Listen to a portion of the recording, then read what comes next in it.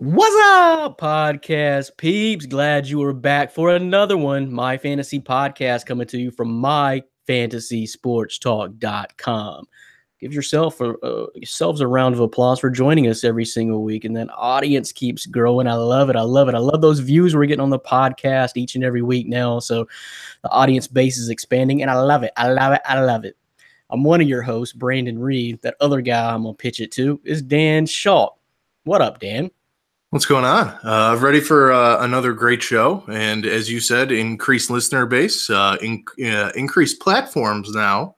Thank you for listening to us. If you're listening to us on Stitcher, another platform. Look at that applause. Oh, thanks, Brandon.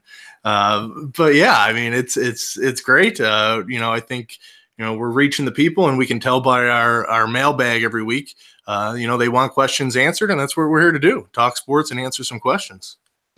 And we're bringing you a big-time bonus and special attraction, special guest this week to My Fantasy Podcast, bringing a little bit of clout from the New York area.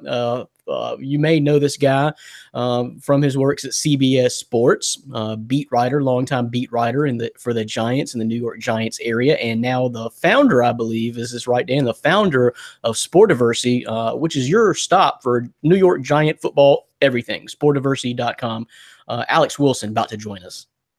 Yeah. Alex is going to come on the show. I'm excited to chat with him about the Giants. We've spoken a little bit over the past few weeks, and he brings out a lot of great content specific to the New York Giants. So if you're a Giants fan, that's definitely a website to check out. And, myself being a Cowboys fan, we've kind of gone back and forth a little bit. I don't even know if he fully understands that I am a Cowboys fan, because I've just been commenting on his Giants work. But he's got some interesting takes that he puts out on that site. So definitely glad to have him join us shortly. Yep, and he may find out you're a Dallas Cowboys fan here soon. I don't know what kind of questions you got lined up, Dan, but behave and, treat our guests right. That's all I got to say. Before we even start. But Alex Wilson about to join us. And like I said, formerly from CBS Sports, beat writer for the New York Giants. Going to be good stuff with him. Just some of the other topics we got to talk about today. I don't know if you guys saw this, but Fox landed the deal to broadcast Thursday Night Football from now on out. So that's going to be moving away from the NFL Network onto Fox, and they paid a pretty penny for it. So there's still value to the NFL product. We'll talk about that. Alex Smith was traded out of nowhere. Were you blindsided by this, Dan? I mean, what the hell? Now the Washington Redskins got two decent, mediocre quarterbacks, in my opinion. Yeah, I was definitely blindsided. As a Cowboys fan, I put up last night, I was actually happy that the Redskins are in my team's division, because they make moves like this. Alex Smith is a good quarterback, but I'm not worried about him. Playing him twice a year. He doesn't really scare me. He doesn't win playoff games. He'll get you 9 wins if you need him to, but he's nothing special. He's basically a little bit older version of Kirk Cousins in my eyes. So it's a lose-lose situation for Washington. You were going to either overpay Kirk Cousins, not pay him and lose him and not have an option, and now you get Alex Smith for a long time and a lot of money. What I was just telling you, I think last night, is that ironically enough, I just started a season with the Redskins in Madden. Why? Because that's what I do. I like to take kind of bottom feeder teams, bad teams, and rebuild the franchise. And so I did that with the Redskins, but I actually traded, and Alex Smith was on my list because I'm not a Kirk Cousins fan, so I was going to deal the quarterback one way or another. I ended up with Phillip Rivers, Dan. I made a trade for Phillip Rivers, so I brought Phillip Rivers over to the Washington Redskins. That's slightly better than Alex Smith, don't you think? Yeah, it's probably tough playing 18 because you don't have Tony Romo as an option, but Phillip Rivers, good 1B. Below Tony. Madden GM of the year right here. Constructing that team, I'll let you know how it goes.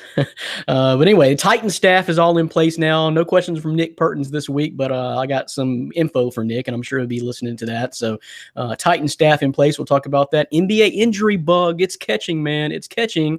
A few injuries to talk about. And as we were just before we were coming on the air, Dan, tell me about the Grizzlies update you just got. Yeah, the Grizzlies are just plain stupid. That's basically what I'll say. Well, probably not. They are not going to play Tyreke Evans anymore until they trade him. So I remember a couple weeks ago I had mentioned Tyreke being possibility in trade rumors, and you were like, no way, you got to kind of build around him. because he was playing so well. But I mean, I still feel that way. I mean, that's what we've been lacking for years, Yeah. a true scorer. And he's a hometown guy, right? I mean, he went to Memphis. Went to Memphis for 1 year, I think. Yeah. So the Grizzlies are in full rebuild. They were always in that 4, 5, 6 seed, and now they've given up hope. I mean, Tyreek, you might as well just sit Mark on the bench too and trade him eventually. His stock isn't gonna increase anymore. So yeah, they're in full rebuild, and it'll be interesting to see what happens. Hopefully, he gets traded to a place that he's not going to be a sixth man. I want him to play. Like, I know he was coming off the bench with the Grizzlies, but he was getting some serious run. So I'm just worried as an owner of his in fantasy, it can completely decimate his value. And I'm not sure if it was on the podcast I talked to you about that, but we recently had this conversation the last week that you offered trading me Tyreek, and that's exactly what I told you. No, because I don't know what his future holds right now. If you're going to give me the Tyreek that's been playing for the Grizzlies all season long, then yeah, but that was no guarantee. And now this is just nuts. That's just purely saying to the fans, we're trying to tank here. We got our eyes set on the prize. So maybe we can get someone who's better than Steph Curry already, Trae Young. That's my guy. He is better. When he put up a hell of a game just either last night or Monday. I was watching him last night, and I get so nervous when he takes shots. If you ever watch Trae Young, I mean, he was like 4 steps past half court, and he was just like, and he just like chucked it up like that. If those people who don't have us on video right now, you don't understand the move I just made. But he just kind of went out of nowhere and just tossed it, and it went in. And I was just like, it's insane. He's better than Steph Curry. Give it to him right now. First pick, Marvin Bagley, second. Don't even start with me, new breed. Trae Young. Now is not the time. Later in the podcast will be the time, but right now is not the time. So that's if you just listen to my fantasy podcast each and every week, you miss out on so much. I mean, first of all, like I told you last week, I got Justin Timberlake strikingly good looks, and you don't know what Dan is going to be doing over there, demonstrating ball brother moves from week to week and all each and every week if you're not either on YouTube or on Facebook or on the website. Very entertaining stuff. But all that to talk about, plus of course we've got NBA mailbag questions, we have got NFL mailbag questions, and no foodie question this week, Dan. What? Yeah. What's up? Don't be looking at me. Ask the audience there. Nobody submitted a food question. We had a solid, I think, a month straight of shows with some food questions, and that's all right. I got you. I'm gonna take care of it, Dan. I got a surprise for you. I'm gonna take care of it on the back end of the show. So don't you worry about that. We'll get it in. But anyway, all that to talk about. So much NFL to get to. So let's bring in our man Alex Wilson here and talk to him a little bit. But Giants talk is relevant. Some of these we got mailbag questions here. We talk about the Cowboys, which are in that division. So maybe Alex can help us out a little bit there.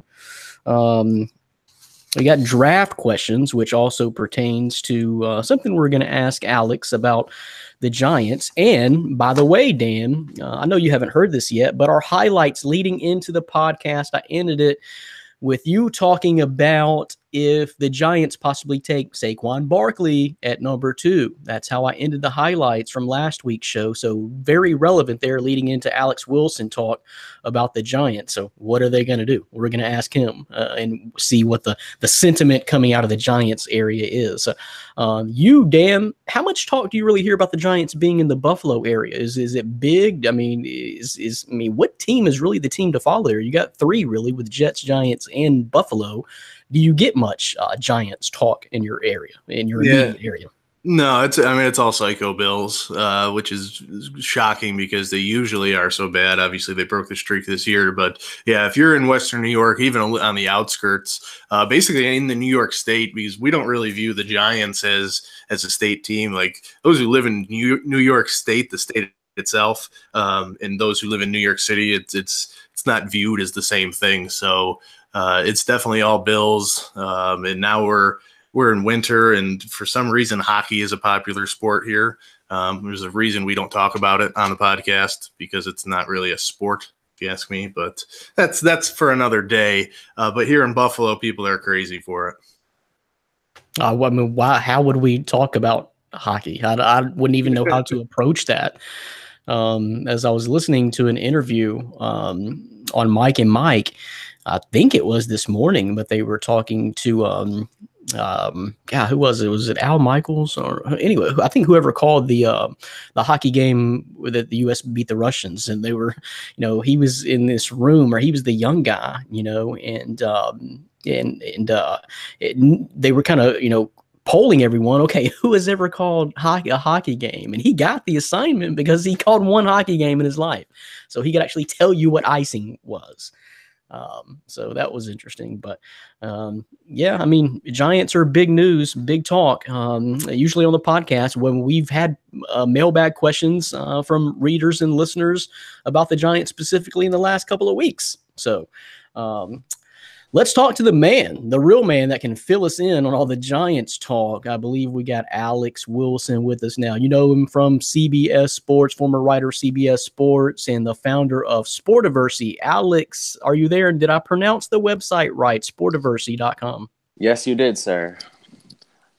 Now tell us, get into that a little bit. You are the founder of Sportiversity, and I checked out the site today. You pretty much cover everything Giants. Anything you need to know about the Giants, find right there on the website. So how did you kick that off? Just tell the folks at home a little bit about your transition from CBS Sports and going out to your own venture, and just how much you love the Giants and covering the Giants as a beat writer. Absolutely. Well, first I want to thank you for having me on the show, and I love to talk with you guys all the time. And my journey was a little bit interesting because I'm in college right now. So I go to St. John's University in Queens. And I've been following the Giants, been a huge Giants fan since I was about 5 years old. The Red Storm. Yep, exactly. The Red Storm. Not too good in basketball this year, but traditionally, yes, though. Traditionally, traditionally, yeah, exactly. Traditionally, we've had success, but the past few years have not been very good. But back to the Giants. My journey was a little bit interesting because I started my website because I wanted to get into sports writing, and I wasn't really sure what I wanted to do with it. If you've been in college or, have gone through the process of getting an internship or anything like that, it's really pain. It's a big pain, and getting a job is even harder. So my journey was, I skipped the whole getting an internship thing and decided I'm going to teach myself some things and build my resume through things that I can do on my own. So I started Sportiversity as a Giants beat writing platform. And to get some experience, I joined CBS's Scout and wrote for them for about a year. Wrote for 12 Up Sports, Fansided, at G-Men HQ, and, kind of did a little bit of everything, just learning how to write, how to beat write specifically. So it's been a really interesting journey, and starting my own website was something that I never really visioned for myself, but, getting it all done and managing it and writing every day has become, part of my life. And I'm sure you know how it is these days with the sports. You have to keep up with everything every single day. So and you will take criticism, and especially from a rabid, passionate fan base like you have. I don't know this for certain, but I'm going to bet it's true with the Giants. Yeah, the New York media is one of the most intimidating things you can come across. I mean, ask Matt Patricia. Apparently, he decided to go to Detroit because he thought New York was too much for him at the time. So, we scare people. We scare head coaches off. And this guy has been working with Bill Belichick. So I think if we can scare Matt Patricia off, I think that being a beat writer is equally as tough. I get criticism every single day about this or that or my ideas, and fighting with people is just part of the daily venture. But it's exciting, and learning new opinions and new perspectives is always a good thing. It's always good to know a little bit about everything so you can back your story up. Well, and it's absolutely true that you're not going to please everybody. You cannot please everybody all the time. So in my opinion, you're doing your job. If someone takes the time out of their day, even to write you a hate mail, a piece of hate mail, absolutely, staunch criticism, if they're taking time out of their day to do that and they supposedly hate you, then you're doing something right. Yeah. If they hate you, then, you're succeeding, because just getting someone's attention is really the main point here. And, getting someone to read and even offer their advice or offer their opinion is what it's all about. I mean, as fans, we follow this team and we want to converse with other people. That's what the whole sport is about, coming together. And even it's actually scary to see your own fans, fans of a similar team fighting against each other as if they're not even fans at all. especially with the whole debate right now as a Giants fan, who do I want to win the Super Bowl more, the Patriots or the Eagles? I mean, obviously neither, but the Eagles are just, if you're a Giants fan and you're voting for the Eagles, I think it's a little bit you need some help there because the Eagles, they've never won a Super Bowl, and I get that, but you can never root for an NFC East rival. Well, that's just against the rules. As a Cowboys fan, Dan would tell you the exact same thing. Yeah, definitely. Exactly. I don't know. It's for the Cowboys. I mean, I wouldn't vote for the Cowboys either. Just but I'm sure you're in the same boat as I am. We're both against the Eagles. In this one moment, we can be friends. We can be together here and come together and hate the Eagles equally. But I don't really want to see Tom Brady get a 6th Super Bowl ring. But it is what it is. Yeah. So you guys can unite against the Eagles. But yeah, it's crazy, man. It's absolutely crazy. But criticism is still coverage. You're not gonna, like I said, please everyone. But as long as you're talking, and some of the people take these things too personally. All we're doing is giving opinions. That's what everyone does. That's really what most of Facebook is these days. So I mean, you're giving your opinions, but. So the big news in the Giants, I kind of want to start here, Alex, is talk about all the staff changes, of course, with first of all, Ben McAdoo out. And you probably haven't heard some of the archives of my fantasy podcast, but myself, I've been pretty hard on Ben McAdoo because I saw when he came in, that offense just took a 180 and just went in the gutter. And I don't know what it was because I know he was formerly calling plays, as an OC under Tom Coughlin, but what the hell happened to the offense when he took over? So I was not really a fan of Ben McAdoo from the get-go. So start right there, Alex. How do you feel about, moving on from Ben McAdoo and actually replacing him with Shurmur? Oh, I've been looking forward to the day that Ben McAdoo got fired since the day he was hired, because I thought, the Giants have always been a team that they hire from within, very loyal to their fan base and very loyal to the guys that are in their organization. And I always thought that was a little bit too much, especially with McAdoo, who had never head coached before. And he had success with Manning in the beginning because he was being very aggressive with his play style and the offense. But when he was with the Packers, I mean, he had Aaron Rodgers. So when you have a West Coast offense and you're playing with Aaron Rodgers, I mean, Aaron Rodgers could be playing in a backyard football league, or he would be with the Browns and he'd be successful. So it's and I'm sorry, let me back up a little bit even further. So what did you think about moving on from Tom Coughlin to even get to the point where you hired McAdoo? Did you think that was the right thing to do? Was it finally time for Coughlin to leave? I think as a head coach, yes, but I think they should have got rid of Jerry Reese first. They should have got rid of Jerry Reese, replaced him with Coughlin, at least tried to keep him in the organization. I mean, look what he's doing with Jacksonville in one season. Same thing. Yeah, worked pretty good in Jacksonville. Yeah, they went from 3-13 to to the AFC Championships game. So it's a pretty drastic change for them. And I get they've been doing getting ready for a few years to make this jump, but I mean, he brought the whole team together. I mean, you just don't. People are saying, well, they were bound to succeed this season, but you have to remember they had 3 wins last year. So going from that to the AFC Championship game wasn't a fluke. Obviously Coughlin holds a standard, and when he was with the Giants, he was a discipline. He was a guy that brought in a disciplinary way of going about things, and he kept everyone in shape. And was his relationship with ODB maybe a little bit of the reason why he was pushed out? Because that seems to be an issue now with every head coaching prospect. How's he going to get along with Odell Beckham Jr.? I mean, is he really running things in that locker room? I mean, he has an influence. He's one of the best players, obviously. But I think I actually wrote an article today about Danny Amendola on the Patriots. He was saying how Odell Beckham Jr. and Shurmur are going to get along really well.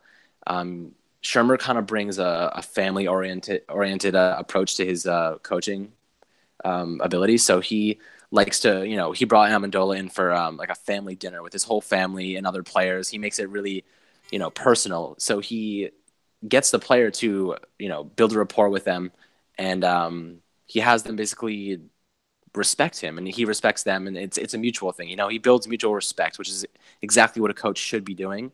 But he's also going to maintain the discipline, and just like Dave Gettleman said a few weeks ago, he said that when they brought in Shurmur, it was because he was an adult, which I took as a shot at Ben McAdoo, because I mean, the guy lost the entire locker room in less than half a season. So yeah, like what does that say about him? And now you have Shurmur coming in.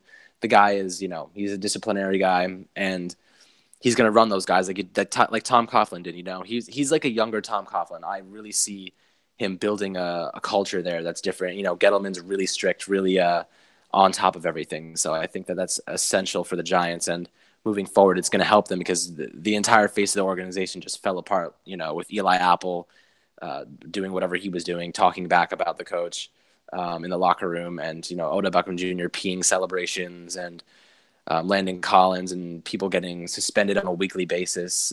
And Eli Manning's, the whole benching of Eli Manning was just a disgrace to the organization. Well, and when you live in New York, that's a very fine line you have to walk. I mean, not only of the temptations of living in the Big Apple, the big city like that, but again, like you mentioned before, the media criticism. So you have to walk a very fine line with your actions off the field and everything you do.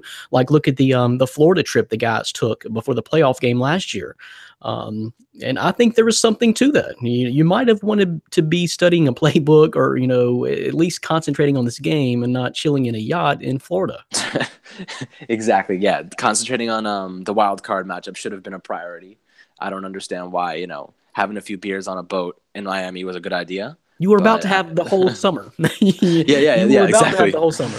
It's almost like they got to the playoffs and were like, all right, we did it. Now let's enjoy our off season. Let's get out of this before it even starts. I guess they were a little bit too afraid of the cold this time around, but that's the way the game goes, I guess. It's bad optics for sure, especially ended up losing, like they did. It was just very bad optics. It looks bad on McAdoo too, because McAdoo couldn't even get his players to stay in shape. And I mean, to be honest, I mean, the defense was the main reason they made it to the playoffs anyway. So right. Like you can assume that Steve Spagnuolo had his defense in shape, but Ben McAdoo couldn't even keep his offense or his receivers from going and partying the weekend before, the playoff game. Well, and to a certain degree, I think that's a little bit of why they fell apart this year, is because I think the pieces were their own defense, but you got to have a little help from the offense, and it was just completely not there. So, but the new organization as a whole, what do you think about it with Shurmur coming over, the Vikings OC? And I'll tell you about James Betcher is what you guys hired him, former Cardinals DC, to be the DC. And I'll tell you about him as the Titans were considering him for OC. So I don't know what the hell they were thinking. This guy's obviously better and more comfortable as a DC. That's just how kind of twisted things are in Tennessee right now, is they were trying to get him to be the OC. That's a little wayward. Yeah, that wasn't going to work. And then you guys what's the outlook on a new OC? As of right now, there's some options available, but they have not been releasing any information on the OC. I think whoever it is, Shurmur mentioned that the guys he wants to take a look at could potentially still be in the playoffs right now. So he might be waiting until everything is said and done and taking a look at some assistants, because I know he really wants to have a guy that's going to complement him well, because he already made sure that everyone knows he's calling the plays, which kind of was a little bit concerning for me, because I know McAdoo also wanted to call the plays for the offense. So knowing that he wanted to do that, it kind of brought up some not so good memories of Ben McAdoo being really conservative in his play calling. But I think Shurmur is going to take it to the next level. He really likes to play to the strength of his players, which I really like. So Odell Beckham Jr. will love that. Eli Manning, he's always been great in the play action, and Ben McAdoo pretty much acts that entire play calling out of the book. So he basically he went with the 11 personnel set, and it was a disaster pretty much every play. It was 3 and out on a majority of drives. So I'm hoping that Shurmur can bring some sort of, a difference maker, some, unpredictability to the offense, because I mean, last year you could be watching the game on TV and know what was coming. So I think he got a little bit complacent with his play calling, and he was worried about getting fired, which ultimately got him fired. So I guess that's something that he can take. The thing is, I don't think Ben McAdoo is a bad coach. He's a decent coach. The thing is, it was his first time head coaching, and like a lot of guys, Bill Belichick, Pat Shurmur, these guys, they didn't have the best records in town when their first time around. So you learn something from that experience. So just something to look forward to with Ben McAdoo. We could see him again very soon in the next few years, but he's going to have to learn and probably go back to being an offensive coordinator for a bit. Well, my co-host, as we just talked about, Dan Shaw, is a big Cowboys fan. So y'all guys usually kick off the season playing each other, the NFC East rivals. So, Dan, what's on your mind to ask Alex? Well, yeah, I mean, something that we were going to be talking about is, and I'm very interested in it, is just where they're going to look at that number two overall pick in the NFL draft. I know Alex and I are both, in the same type of Giants groups on Facebook, so we're getting hit with a spew of ideas and thoughts, and some to me are crazy, some make some more sense. But I want to know where Alex's head is at on this draft, whether you are going to draft a quarterback 2 overall and groom for the future, which I think personally is a mistake.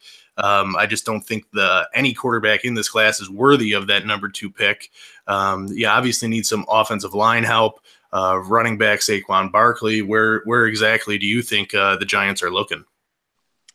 Well, the number 2 overall pick is a very tricky situation because Gettleman made sure everybody knew that he is not taking anyone that he is not 100% sure about.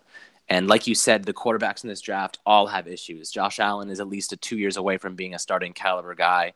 I mean, he has been compared to Ben Roethlisberger, but you can't make a comparison like that before seeing him play an NFL snap. We have Josh Rosen, who has concussion problems and personality issues. We don't know if he'll get along with the Giants, especially in that kind of market. He could be great. He could not be. It's a big what if. Mayfield, I mean, him and OBJ on the same team is basically a disaster waiting to happen. So I love his skill, but his attitude just doesn't mesh well with the Giants are trying to bring in right now. And you have Sam Darnold as well, who's kind of inconsistent. I didn't like how he started the season this year, but I mean, they're all good options. They're just not the right options for the Giants. That's my biggest concern, is that I don't want to take a flyer on any guy that isn't 100% sure going to be the next guy, and I don't see any of these guys being the next guy. Like you said, it's really difficult to predict these things, but from what I've seen, it's not looking good on the front of the quarterback. But there's other issues that you can bring up. There's both sides of the argument. So the other side would be, Alex Smith just got a huge deal with the Redskins. I mean, they just offered them their firstborn for Alex Smith, so they're giving up like $94 million over 4 years, which is like an absurd amount for a quarterback who, I mean, he's been good with the Chiefs, but he hasn't been. His statistics aren't, they don't. Nothing's right home about. So, well, actually, if you compare his stats to Kirk Cousins the last couple of years, Kirk Cousins blows him out the water.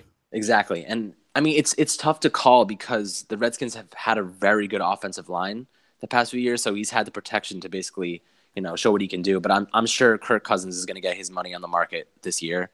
He could go to the Jets for all I know. I mean, I could see him being a good fit on the Jets, but what I'm trying to say is the quarterback situations now, teams are paying big money for guys like Alex Smith, and that raises concern for teams like the Giants, who are about to move on from Eli Manning, and they need to secure a franchise quarterback, and coming across a guy that's even above average is tough these days. So it's more or less, do you take the chance now that you have the number 2 pick? Do you take the chance of grabbing a quarterback and hoping he develops properly, or do you wait and run the risk of losing out on that opportunity? But personally, I think the Giants go with efficiency in this draft.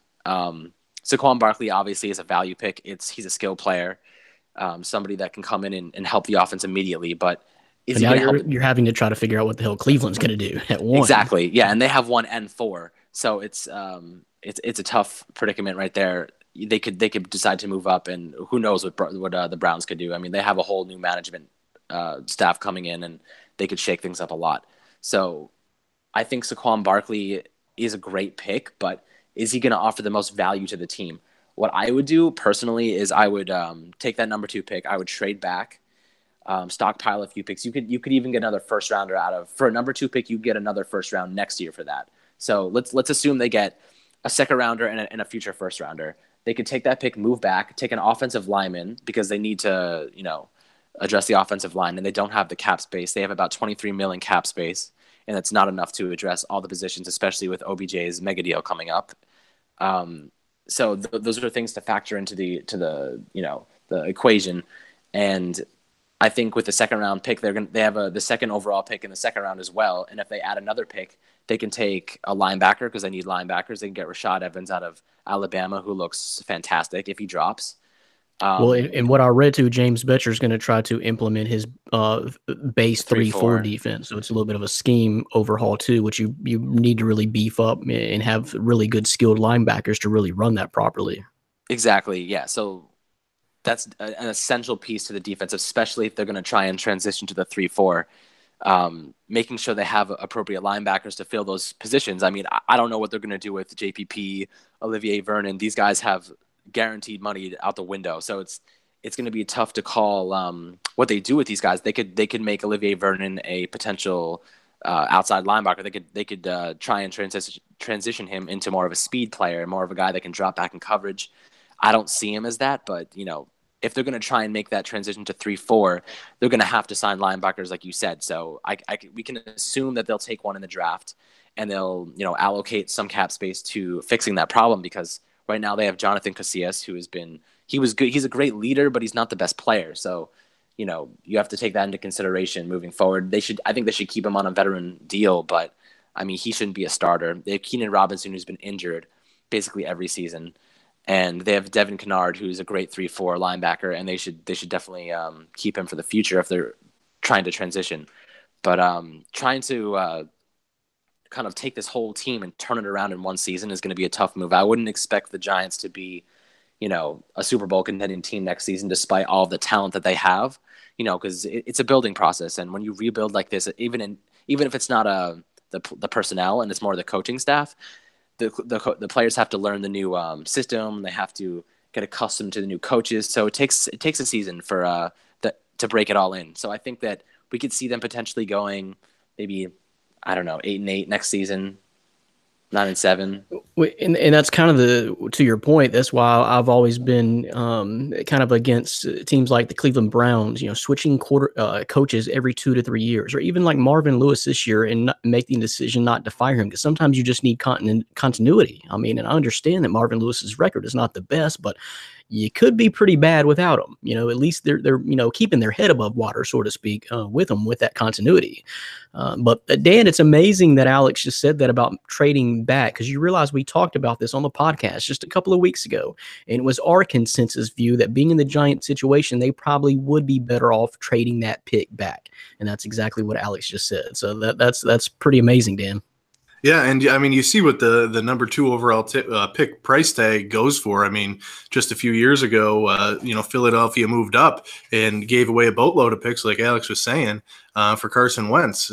So you're always going to see these types of, maybe a quarterback needy team is going to reach for one of these prospects, and the Giants are probably going to be there waiting, looking to accrue those picks. Because if you can add, multiple top 100 players in a single draft, I actually feel that's better than that top 5 guy that you may get, because if it's a miss, you say goodbye to that. But if you can accrue multiple pieces to add to your team, that's ultimately what's going to make this turnaround a little bit faster.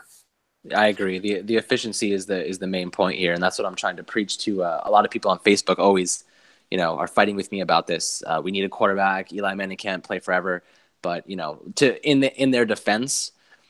The major reason that people are so off against Eli Manning is because, when he's under pressure, his QBR drops significantly. So, I mean, you probably know, when you watch Eli Manning against the Dallas Cowboys, when they're mauling the Giants' offensive line, which is a usual occurrence these days, you see Eli just throwing balls up with his eyes closed. And that's his trademark, closing his eyes and just tossing them up in the air. So, going forward with that, if the Giants can solve the offensive line issues, it still doesn't get them out of the water, because the second they get to the playoffs and they're facing teams like the Eagles, who have one of the best defensive fronts in the game, or the Vikings, Eli Manning is going to be under pressure. And can he, fight through that and still succeed? That's the big question. And that's in defense of the people that want to draft a quarterback. That might be the best move, because they need a quarterback that can, pick up the slack when everything falls apart and has some mobility. That's Eli's downfall, and every team knows that. I mean, the guy's been in the league forever, so everyone knows how to get to him. It's an easy fix at this point. So that, in their defense, that would be the move. But I still think, like you said before, efficiency is the best move for the Giants at number 2 this season, because they have Davis Webb. I think he deserves a chance. People have been raving about him. His own teammates have been saying he has that it factor. And even though Dave Gettleman won't, release anything about what he thinks about Webb, which is to be expected. I mean, they don't want to, give anything away about anybody on their team right now, because that just kind of ruins their draft plans. They want to keep everything under wraps and, quiet before the draft, because when it comes around, they have leverage over other teams that want that pick. They can negotiate up. So that's what Gettleman will bring to the table. He'll bring that negotiating prowess, and he'll help the Giants get as many picks as possible. So if one of them fails, now you have 2 other picks that they could potentially get that will succeed. So it's either 1 or 3, it's just about basic probability here. Well, Alex, good luck with your Facebook arguments, because I got folks right now telling me that the Titans should get rid of Marcus Mariota for Baker Mayfield. So, I mean, yeah, you're going to have a tough time with that day in and day out, but it's what we do. So tell everybody at home, though, about Sportiversity and your website and how to get in contact with you and how to keep up with Giants football. So Sportiversity is, as you know, an online outlet for news. And right now we are focusing on the New York Giants, but we just added the New York Mets as well. So if you're interested in baseball, we're going to be having that started up. We actually just did a huge redesign of the website, and you can find us on Facebook at if you type in New York Giants on Sportiversity and New York Mets on Sportiversity, you can find us there. You can sign up to our premium newsletter. It's all free, so all the newsletters will be sent right to your email immediately as we post them. So all free for you to enjoy, and we try to keep everything modernized and have you guys give us any sort of opinions or whatever you want us to write about. We can definitely touch on that. So that's basically what Sportiversity is all about. We just want to make it a community for the fans and something that they can come in and really enjoy and be a part of. I don't want it to be just a readership or a viewership. I want it to be a community that people can enjoy and be a part of and like to contribute towards. Sounds good. Well, I really enjoyed having you on, because the Giants are always a big fan base, even on our show. Always get Giants questions. So they're just one of those elite teams where you're always going to be in the news and talked about. So we appreciate you for coming on here and dropping this Giants knowledge on us today. And we're going to stay in touch, man. I want you back soon and often.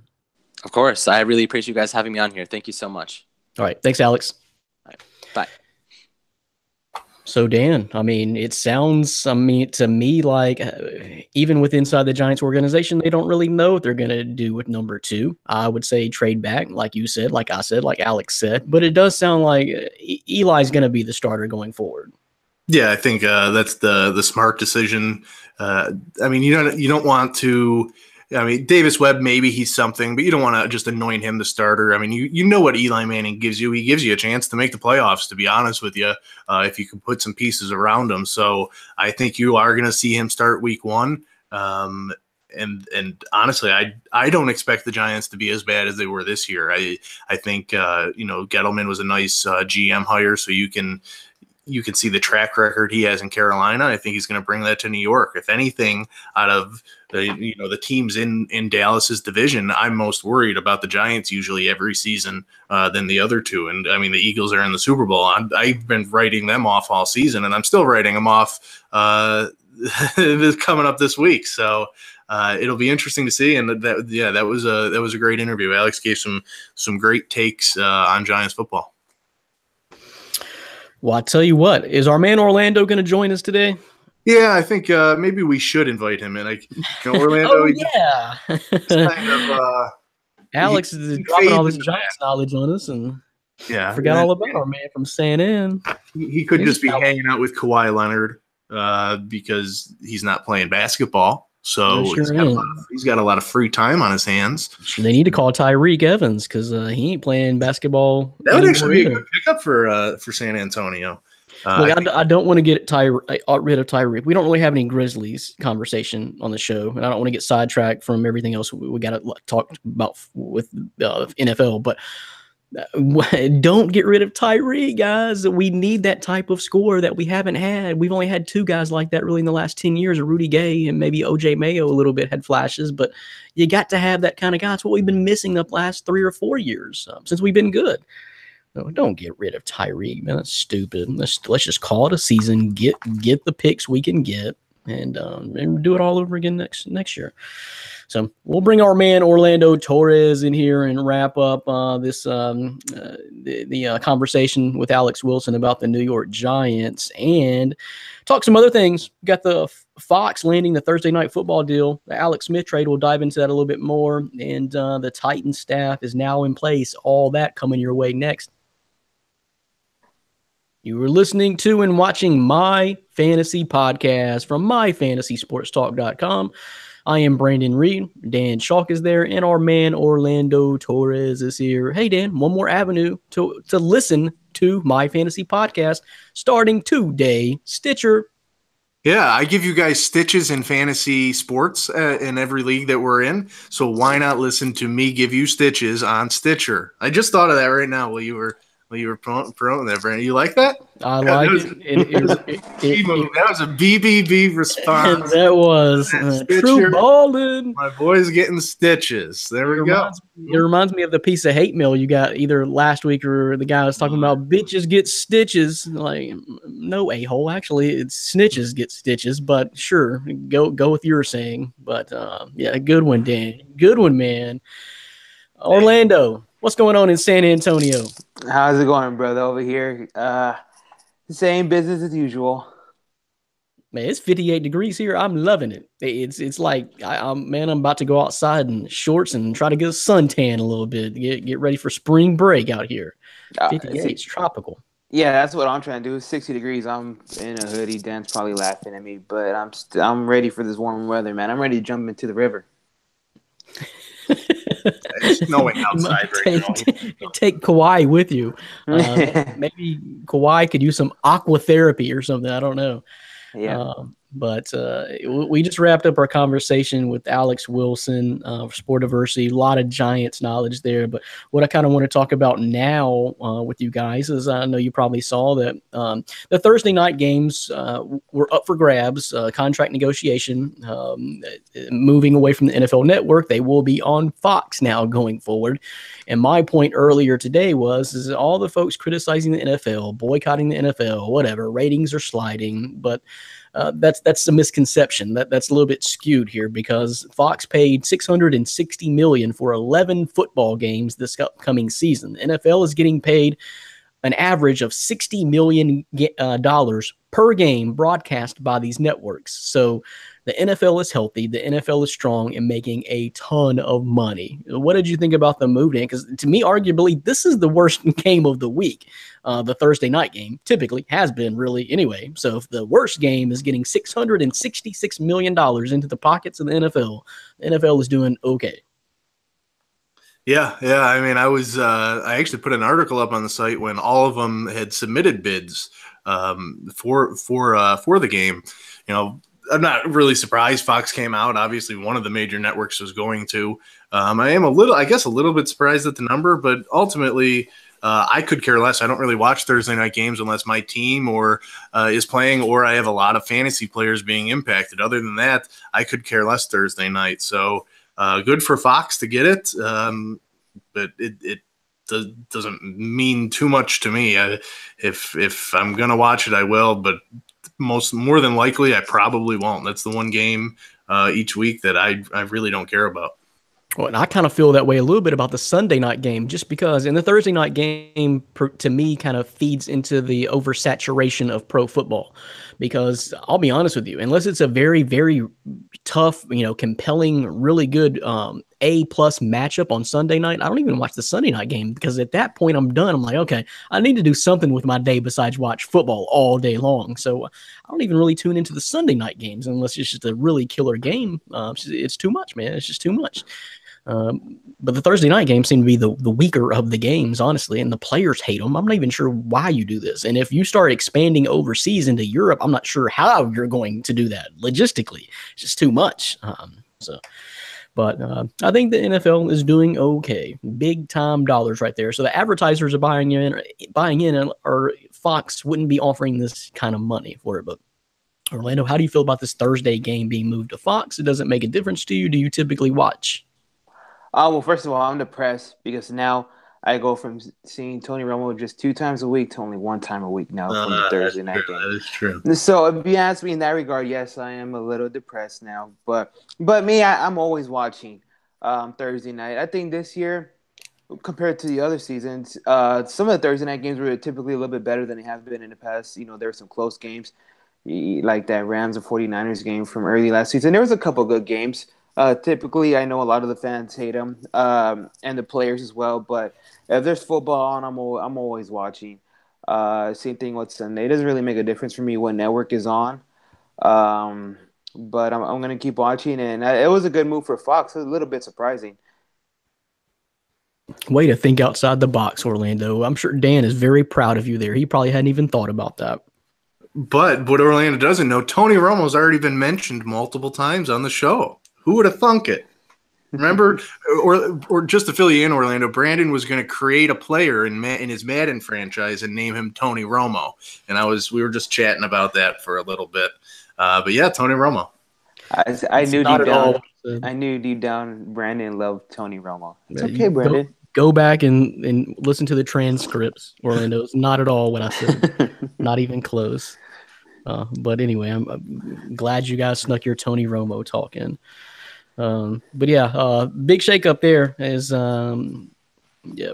How do you think the NFL Network feels about this? I mean, they're partners of the NFL and they're losing the game. So now they're just strictly shows in coverage and, you know, examination type panel shows, right? Well, I think they still got the games like on Christmas Eve, right? And maybe they have like one Thanksgiving game. I'm not sure they do, but I mean, other than that, I think that's all they have. Unless anything's changed. Was that not part of the Thursday night deal though? The Thanksgiving? Oh, one? That's right, Thursday night. So it's probably just a Christmas Eve game, unless that was part of the CBS deal too. I'm not too familiar with that. As long as they still got Red Zone, I don't care because that's all I watch. And that's another argument I have as far as if you want to say ratings dips, because I don't watch games on. I know you guys do because you're a big Cowboys fan, so you're probably turning into the CBS broadcast when the Cowboys are playing. But I don't. I don't watch full games on a network. I'm tuning into the Red Zone all day long. That's how I watch football. That's how I consume football. So, is above average football fan like myself that watches every Sunday.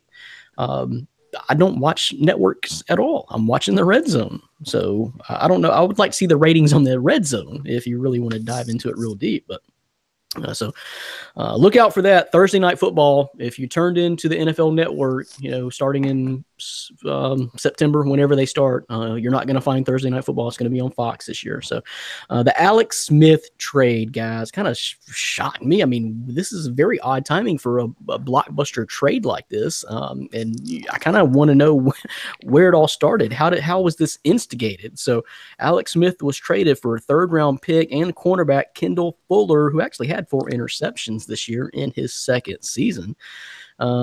But Dan, as I was talking to you and Alex about earlier, is that here's the numbers I was looking for. So Kirk Cousins is 29. Alex Smith is older. He's 33.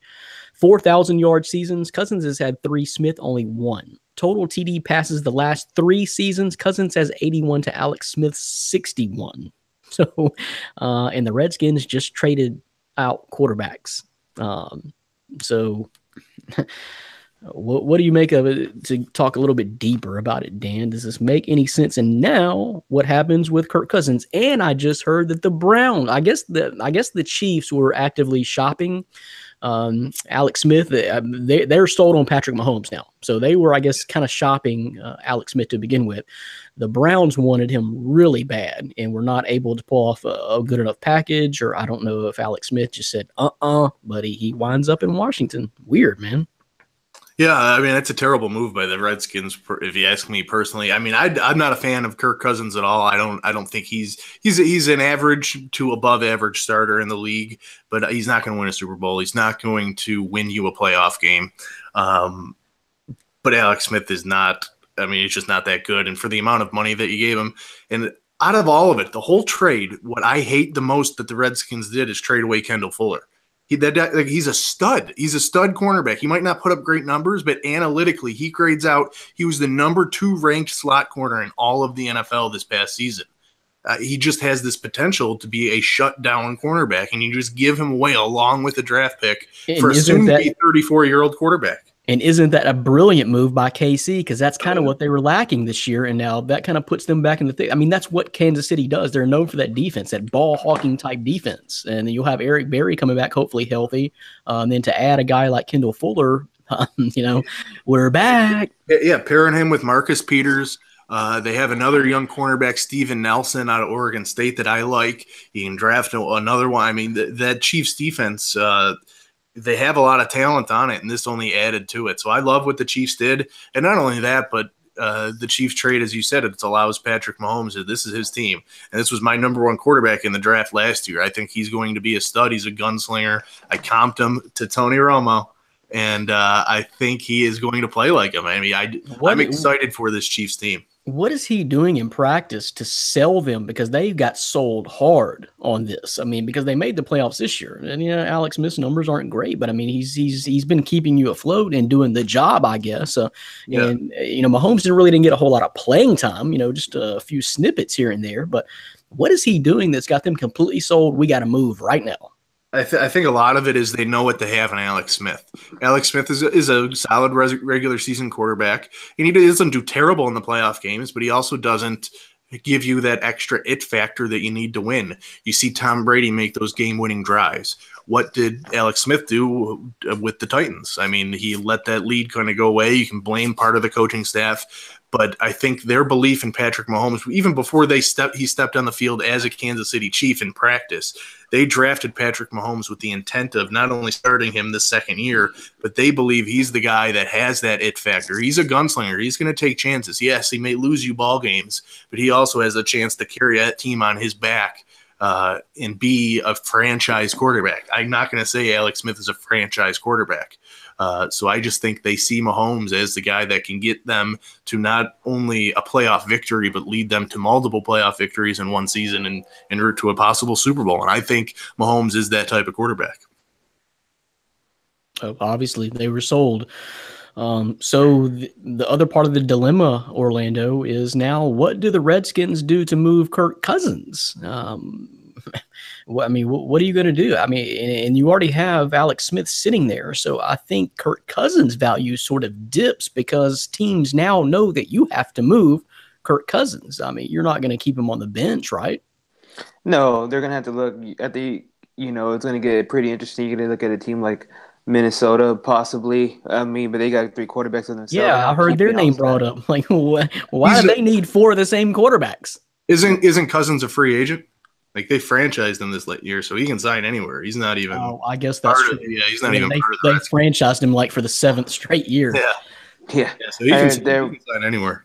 Yeah, they're possible. I've heard Cleveland. So I mean, there's a bunch of possible teams that he could go with. But yeah, I know when he's staying there as a Redskin. It's gonna be interesting to see where he goes. But I have heard Minnesota being thrown out a lot. Yeah, so that problem solves itself. Yeah, he's a free agent because they franchise tagged him at least the last 2 years, I think. 2 years, yeah. They were actually considering doing a third year, but it was $34.5 million. It goes up every time you do that, and that he would have been the highest paid quarterback in the league, right? Yeah.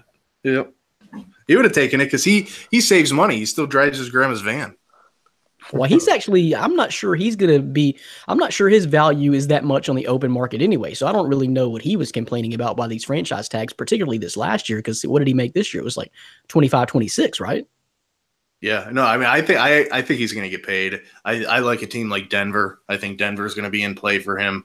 Saw something today. I don't want to derail you, Dan, but this is just a real quick point. Saw something today that said they're concerned in Denver about Paxton Lynch because he is more interested in playing video games than studying the playbook. What? Oh God, I hope that's not true. That's just sad. Man. Out of Denver. I would have doubted. Wasn't there a guy like that in Green Bay like a couple of seasons ago where Aaron Rodgers had to put him in check? So that's not surprising, actually. Well, I mean, John Elway can't keep you in check. I mean, you're the reason. He's the reason you were even brought into Denver. They traded up to get you. Why isn't this working out? Anyway, I'm sorry, Dan. I had to bring that up because I saw that today, and I'm like, oh God. Yeah, I didn't see that, but I mean, I think Denver's definitely going to be in the hunt. They've tried that Paxton Lynch experiment, although I don't believe it's a lot of games to give him. I think he's not going to be viewed as that future. And I think Kirk Cousins is I think that's where he's going to go. He's going to be able to have a solid defense around him, John Elway, an offense that, he's comfortable in. I think that's where he's going to go. But you're going to see him. He's going to sign a $100 million contract. I really do. I think he's still going to get paid. I don't know why Minnesota would want to jump in the fray. Why do you want somebody like that? I mean, because honestly, I think Bradford's better than Cousins.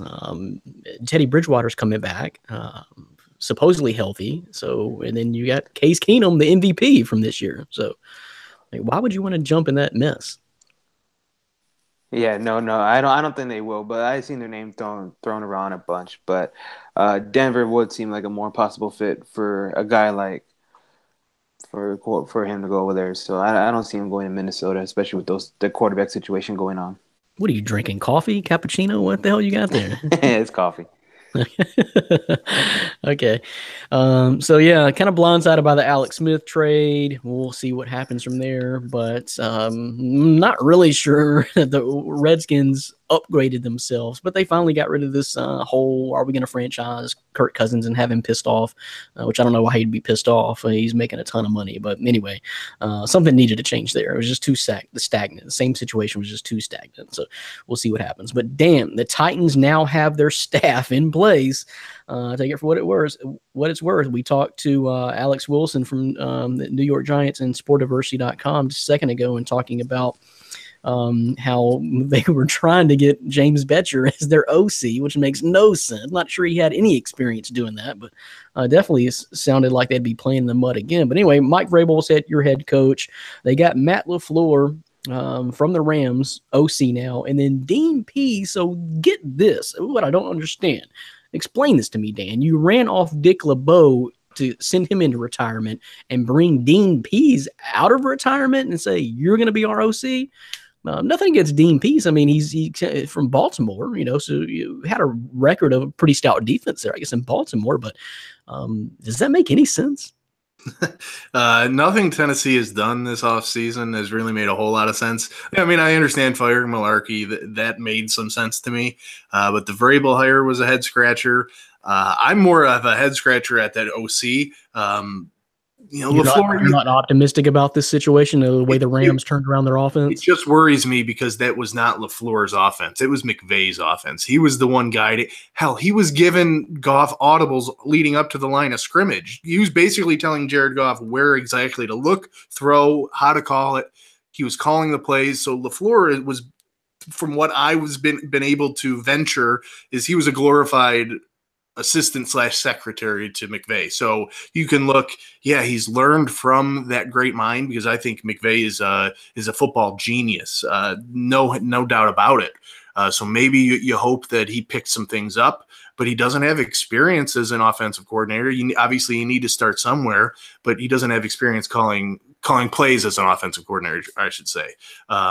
So I would have liked to see somebody who has that dynamic offense and the ability to call a game, just a game. So it worries me a little bit. But if McVay rubs off on him, then he can do wonders for Mariota. I just don't know too much about him, so he could be this genius. But to me, that success for the Rams offense is solely on McVay and what he was able to do. Gotta be better than their first choice of James Bettcher, though, right? Or Ryan, somebody from Ohio State, the co-offensive coordinator for Ohio State they wanted, and he actually turned them down to stay at Ohio State. So he was another option that I didn't like. I didn't really like any of their options that they brought forward. They were all kind of head-scratching moves. But when you have a bonehead ex-linebacker, that's what happens. Running the show. Yep, running the show. Yeah, I'm seeing two sides of John Robinson: the personnel acquirer, talent acquirer, and then the front office, management side. And we're going two separate ways right now. We're going like that. But what can you tell me about Dean Pease, Dan? Because honestly, I wasn't very familiar with him, and I didn't see his name anywhere on the list until he was hired.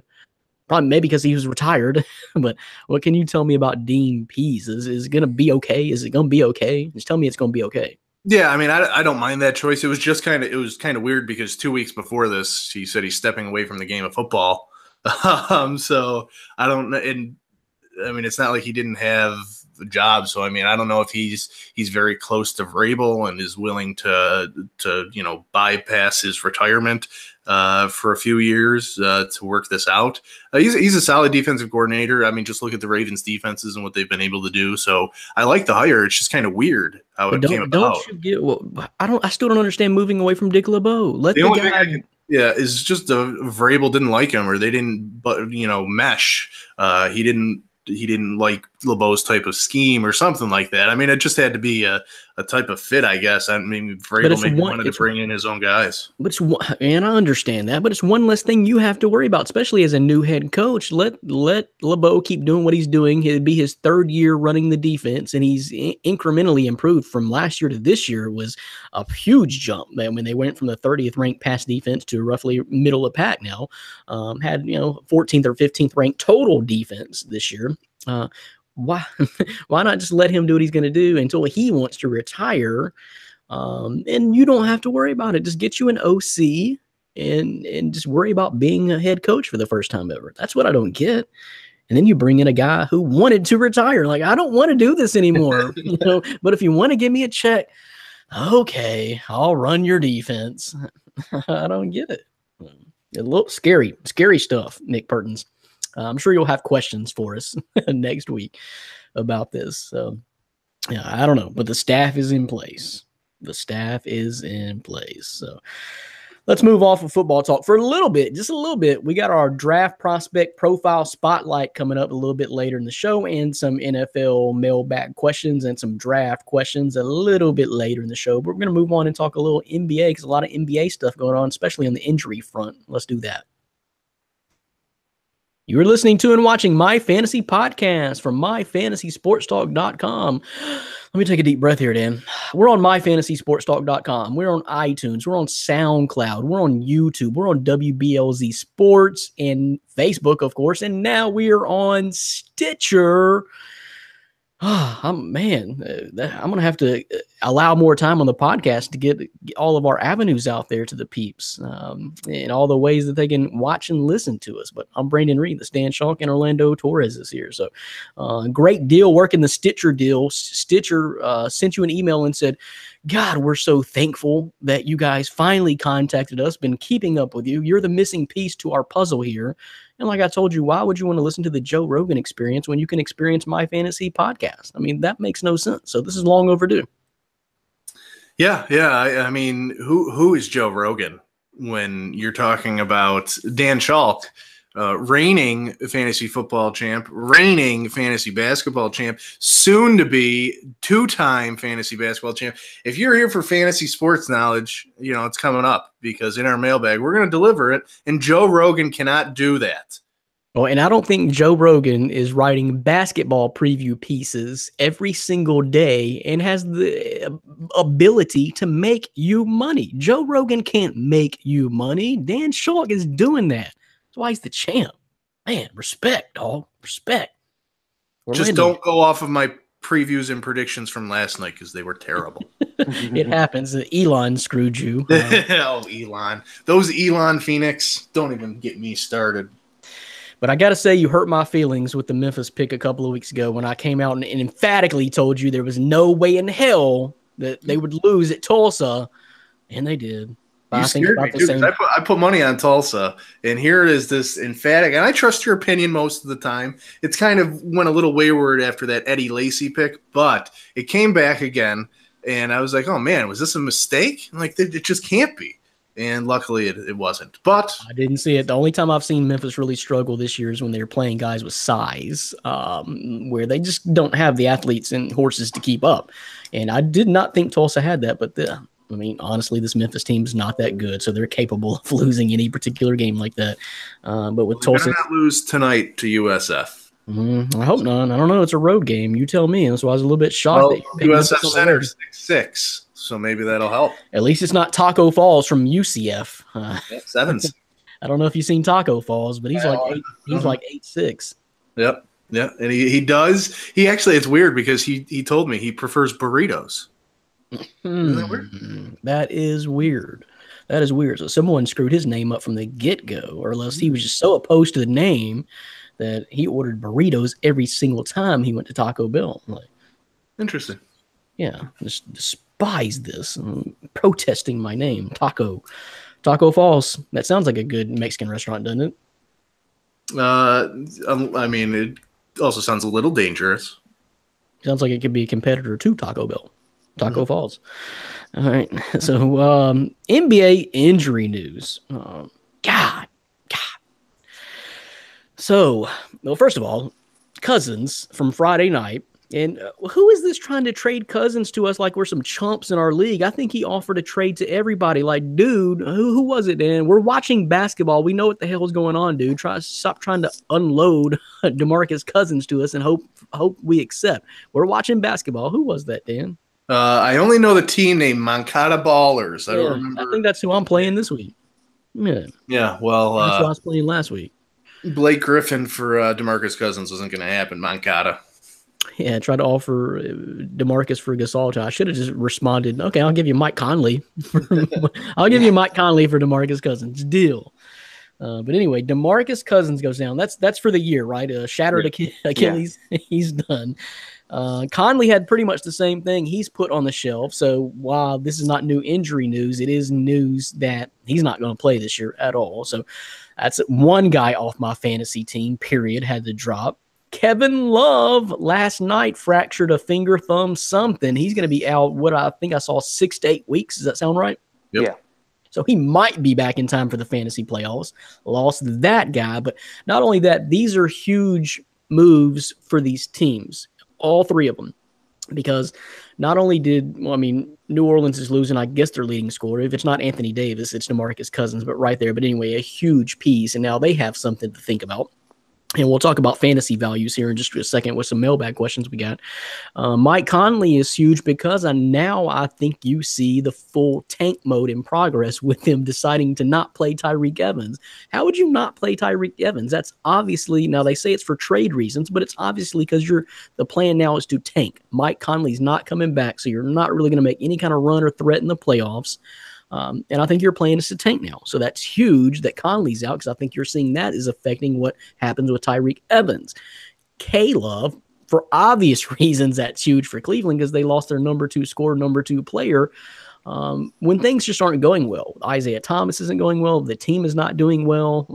I don't see the moves. You saw Blake Griffin got moved to Detroit. And meanwhile, here's LeBron, just like, when are we going to do something? So, I told this to you guys on the message boards that why wouldn't Cleveland put together a package? What you're telling me that package, Tobias Harris, Avery Bradley, and the picks were better than Tristan Thompson, Jay Crowder, maybe J.R. Smith in a pick? Are you telling me that Cleveland couldn't put together some sort of package for Blake Griffin? And I think Blake Griffin would have been a difference maker for Cleveland. Am I wrong? Orlando?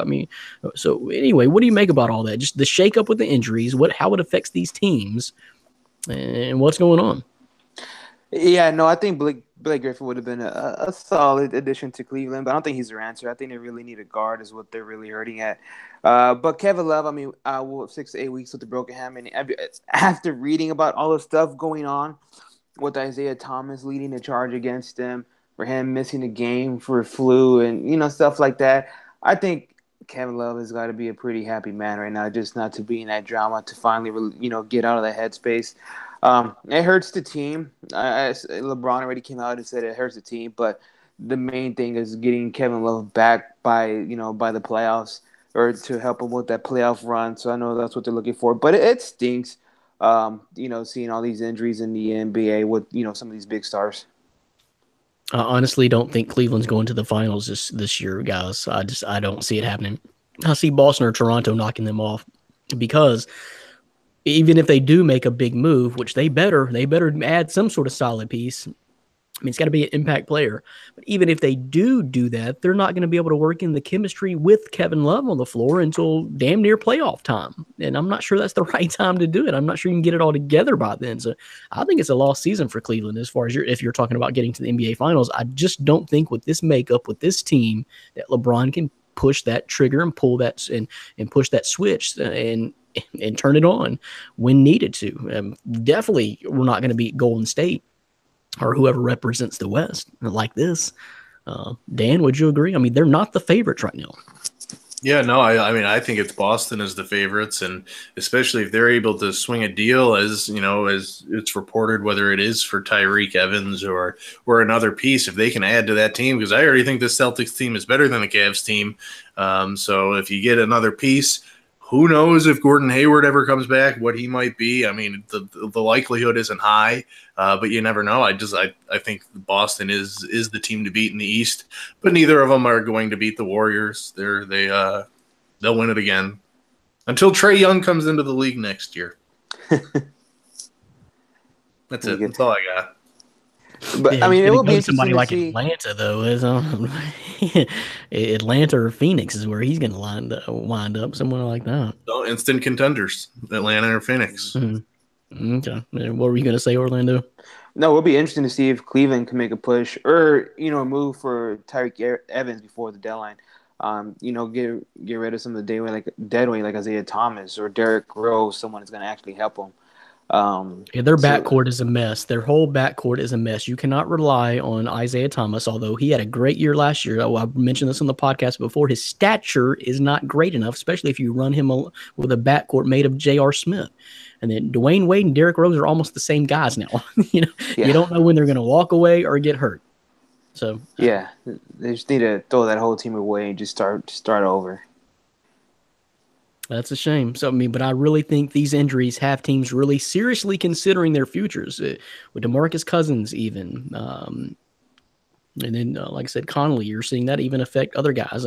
Who knows if they're even put Marc Gasol on the shelf at some point this year? Why play him? But seriously, why play him? What if he gets moved? What if he says, okay, enough is enough. This is a sinking ship. Move me. And then Kevin Love, Cleveland's just a mess. So big injury news, though. In the NBA, kind of shaking things up. And Gordon Hayward, man, I forgot about him. What if he was involved in this whole process this whole year, Dan? How good would Boston be? We don't know. They're cruising now. But if they had him, if he would have stayed healthy, we may be seeing an elite team there because Kyrie's balling out. Al Horford is balling out. You got the two young guys, Jaylen Brown, Jason Tatum. That team would be solid, man. That team would be really solid if Gordon Hayward would have stayed healthy. So we'll see. Any prognosis of him? Is there a chance he comes back for the playoffs? Shooting. They're posting pictures on Twitter of him always just shooting jump shots from 3-pointers and all. He doesn't have a brace on his ankle. So, I'd probably brace that up for 6 years after the picture I saw when it first happened. So I was surprised. Who knows? I don't think they're going to rush him back, but it looks good so far, It's a possibility. I don't know if you risk it, but they're doing okay without him. But it's kind of the what ifs. Hate to see injuries. That's really kind of the downer about the NFL is just injuries change so many seasons. If Aaron Rodgers wouldn't have went down, who would have said that the Green Bay is not representing the NFC in the Super Bowl right now? I don't know. You hate to see that, but big shakeups there. But let's get into some NBA mailbag questions real quick. So let me see what we got here. We mentioned it briefly, the Blake Griffin trade. So this question comes from Dylan Moore. How does the Blake Griffin trade affect his and Bradley and Tobias Harris's fantasy value? So very interesting question. I'll start it off, and I don't think that it really affects Blake Griffin's fantasy value at all because he was used to playing with a pretty stout, front court running mate and Deion Jordan. He has the same thing now in a stud in Andre Drummond. So I don't think that really affects his value at all. Plus, I don't think that Detroit has the backcourt scoring presence that they did that Blake Griffin had in the Clippers with CP3 obviously before, and now even Lou Williams. Lou Williams is a straight up baller and scorer. He needs the ball in his hands. So Detroit doesn't have that. So Blake Griffin is going to be fine. He's going to get his looks and his touches. Now, as far as Tobias Harris, I think he's going to play the same role, same minutes, same value that he had in Detroit. I don't see that changing much. Maybe a slight uptick because they need him a little bit more. DeAndre Jordan's not really a feed the low post, scorer, half the time down, half court set kind of guy. So I think Tobias Harris is going to be okay. Avery Bradley, I'm not a fan of. I'm just not a fan of because I think he really blew a golden opportunity this year. They were trying to hand the keys to the car over to Avery Bradley, especially Reggie Jackson missing time. The only other option is Ish Smith. That's really only other solid guard, especially point guard, that they have in that rotation in Detroit.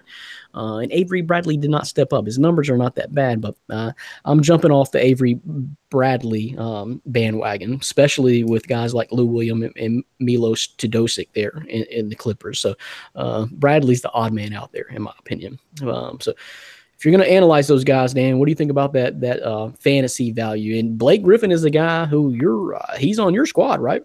Yep. Yeah, I'm vested interest there. Yeah, I think it increases all across the board for all of them. I mean, I like just Blake Griffin's going to be the centerpiece now. Not that he wasn't in LA, but I think he's going to be even more of a focal point now. Tobias Harris, he's going to get his numbers. Somebody needs to shoot the ball opposite of Lou Williams in LA, and I think he's the guy to do it. And then Avery Bradley, he's reuniting with Doc Rivers. You know, he's there in Boston with him, so they know each other. They have a rapport. I think he's just starting to get healthy. He's dealt with some injuries. He's played so bad in Detroit, it can really only go up. Like you said, Brandon, decent numbers, but his play really hasn't been good. So reuniting with Doc, I just say all three go up or at least stay the same. None of them are taking a dip with that trade. It only plateaus or goes up from here. This could actually be one of the things that's worked out for you this week, Dan, because it actually could increase Blake Griffin's scoring production. Yeah, I don't see that it could hurt because the options just aren't there in Detroit as far as scoring goes. And he was used to kind of sharing a load with, like I said, another big-time front court running mate anyway with DeAndre Jordan. So Andre Drummond's a little bit more skillful, in my opinion, than DeAndre Jordan all around. So we'll share a little bit. But 1 through 3, the absolutely scoring prowess is not there for Detroit right now. So that actually could work out. Orlando, what do you think about this as far as the fantasy value of these guys involved in this trade now?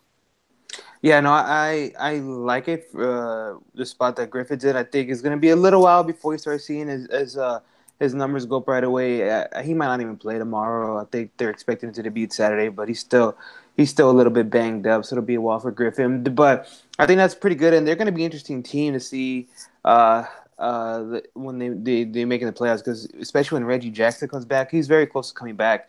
And when they have those three guys, Griffin, Drummond, and Jackson, I think they're going to be a pretty scary team in the East, so that's pretty exciting. Tobias Harris, I think he's a plug and play. He was doing it for Detroit. I mean, obviously, it's a different system in LA, but he's going to be one of those guys. He's going to be fine. I will agree with Avery Bradley. I do like the fact that he's reuniting with Doc, but I think Avery Bradley's a guy you're not going to want to plug and play every night. He's going to be one of those guys, if you need a fill-in or something, he's not going to be a must-start. I'm not too sure if there's going to be an uptake in his fantasy value, but he's still going to be a usable guy you could use, especially with these injuries that we're mentioning. There are some guys in the league that just aren't aggressive and don't put up numbers. They're pedestrian. They play a lot of minutes. You got guys in the NBA, especially when we're talking about fantasy here, that are playing anywhere from 24, 25 to 30, 33 minutes a game and only averaging like 18, 19 fantasy points a game. They're just pedestrian. They're doing their job, but it doesn't equate to fantasy value. It's pedestrian. It's just not aggressive. It's not an aggressive game, and I kind of feel that way about Avery Bradley. Are you going to say something, Orlando? No. Yeah, I totally agree with that. I mean, maybe he gets a little bit. I know Detroit was giving him a lot, a chance, but maybe he feels a little bit more comfortable being back in the nest with Doc Rivers, who's to say. So that'll be interesting to watch. But I don't think he's gonna make an immediate impact right away. Dan, you took another hit this week. John Wall. Yeah, John Wall. That's right. What was the prognosis on him again? 6 to 8 weeks? 2 months. 2 months. Got his knee scoped. That's son of a knee. Son of a wall. Yeah, that it's given him issues all year. So I mean, maybe I won't win by doubling my opponent's score. It'll probably only be a couple hundred points. I win by 3. You got a pass this week though, Dan. I don't want to hear it. Who are you playing? Colby Gatz, who ain't even setting his lineup. I mean, he got stud on the bench the other night. I think he's still depressed and crying from when Hayward went down that first night, and he just gave up. He just threw his hands up in the air that night and said, "Screw it." Or his team's in the Super Bowl, so he could care less about basketball. That's also possible. Yes. But either way, guys, just crown me now. You can wait with whatever you guys prefer. It's fine. I'm good with it. I've been trying to tell you last year. You're trying to look up some numbers. Yep. No, I'm not looking up numbers. I'm trying to tell you that your cockiness, whatever I told you the other day still reigns true, and that's what I wanted to say, is that you were just a couple of moves away, and one of them just came true tonight. And I told you you're a Tyreek trade or something happening away, a Ben Simmons injury away, from not being the top dog on the hill. You are right now. You really are. You've got lucky with some moves. You made some really good moves with the Tyreek. Really good drafting is what you call it. You can compliment me. It's allowed. You didn't draft Tyreek. You didn't draft Tyreek. Yes, I did. You drafted Tyreek? Yes. Okay, it was a great move. Great move. Yeah. To begin with, I don't even think there's been any trades, right? If anything, it's just been straight up waiver moves. I haven't seen too many moves in this league. That's how you really accumulate your squad in the early part of the season. Like, one of the guys that's really paid off for me is Michael Beasley. Who the hell saw him coming out and being almost the leading scorer of the Knicks? It's a little bit up and down because he's technically a bench player, but who saw the numbers that he was going to put up? So I got kind of lucky there, snagged him early. And you got to kind of do that. Donovan Mitchell, I didn't draft Donovan Mitchell. I don't think. I'm pretty sure I picked him off the waiver wire early on when I saw that he's going to be a stud. So you got to make moves like that early on. And Markelle Fultz still holding out hope. He's the number one pick in the draft. He's the number one pick in the draft. Maybe if the NBA went to 7-foot hoops, you might have a chance with Markelle Fultz. I tried to tell you, it ain't all about scoring buckets, man. I saw him play when I had him on my team earlier in the year, and it's nothing you want. He got me negative points in a game, and you know how hard that is in our league to get negative points? Man, that didn't even count. That didn't even count early in the season. He hadn't started his NBA career yet. So, but anyway, great question, Dylan Moore. We'll see. That move kind of blindsided me, like the Alex Smith, the Redskins deal. What's going on in the air right now this week? And I'm sorry, Blake. I'm sorry. I understand. Basically, Blake Griffin went from 9 seed in the 9 seed in the West to the 9 seed in the East. So you're still playing in a playoff contender. So great move by Detroit, but I don't know about moving from Los Angeles, California to Detroit, Michigan, as far as a lifestyle change. So no disrespect, but no disrespect to our Detroit guys, but I don't know that I would like that. Dylan Moore, appreciate it. What's the next one? Let's see. So, this is a fantasy trade question. It comes from Yo Mama Sanchez. That sounds dirty to me. I don't know. There's some sort of underlying dirtiness to that I don't quite get, but it's dirty. But anyway. Thanks for the question, Your Mama Sanchez. The question reads as this. Thoughts on this trade proposal I received? I give up Lou Williams and receive Drew Holiday. Okay. A week ago, I would have said no effing way. Do not do this. But again, the injuries and the trade now, the trade and the injuries combination makes this a totally different question now. So, what do you think, Orlando? I get your point, but I'm still not doing it. I mean, I look at Drew Holiday regardless of the trade. This is a guy where Doc Rivers and the Clippers know what they have. I think in 13 straight games coming off the bench, he has 20 points, at least 20 points. I don't think you're going to see his value just dip, even with Griffin out and Harris and Bradley in. I'm still keeping Williams, especially this year, over Drew Holiday. Dan, you feel the same way? I mean, as a Lou Williams owner, if somebody offered me this trade, I am hitting accept quicker than I could hope for. And it's only because I am absolutely terrified of what's going to happen to Lou Williams when he is traded. It's not if. The Clippers, to me, are going to trade him. I hope to God they don't, because his value right now, yes, I would take him. If he's going to stay on the Clippers and get those minutes, put that production up, yes, I'm keeping Lou Williams. But I think he's going to get traded. And that trade, wherever he goes, if he gets traded to a contender, to a Boston, he's not going to put up those type of numbers with a Kyrie Irving-led backcourt, along with the other scorers that they have. So I'm taking it and just hoping that he does get dealt. It's a little risky, But at the same time, if he does, I think it would be a huge payoff because with that DeMarcus Cousins injury, Drew Holiday is going to be asked to shoulder a little bit more of that offensive load. He's still averaging 18.5, 19 points a game. Lou Williams, 23. Drew Holiday is a better rebounder. Assists are about the same. So I would take that trade if I were Yo Mama Sanchez. Yeah, no, Dan makes a good point about that too, because I totally forgot about the trade deadline. So yeah, if he's so Sanchez, Johan Sanchez is not worried about Williams getting moved, then I'd keep him. But if he's worried about that, being that Dan mentioned that seems like that other guy's kind of screwing himself if you kind of think about the trade like that.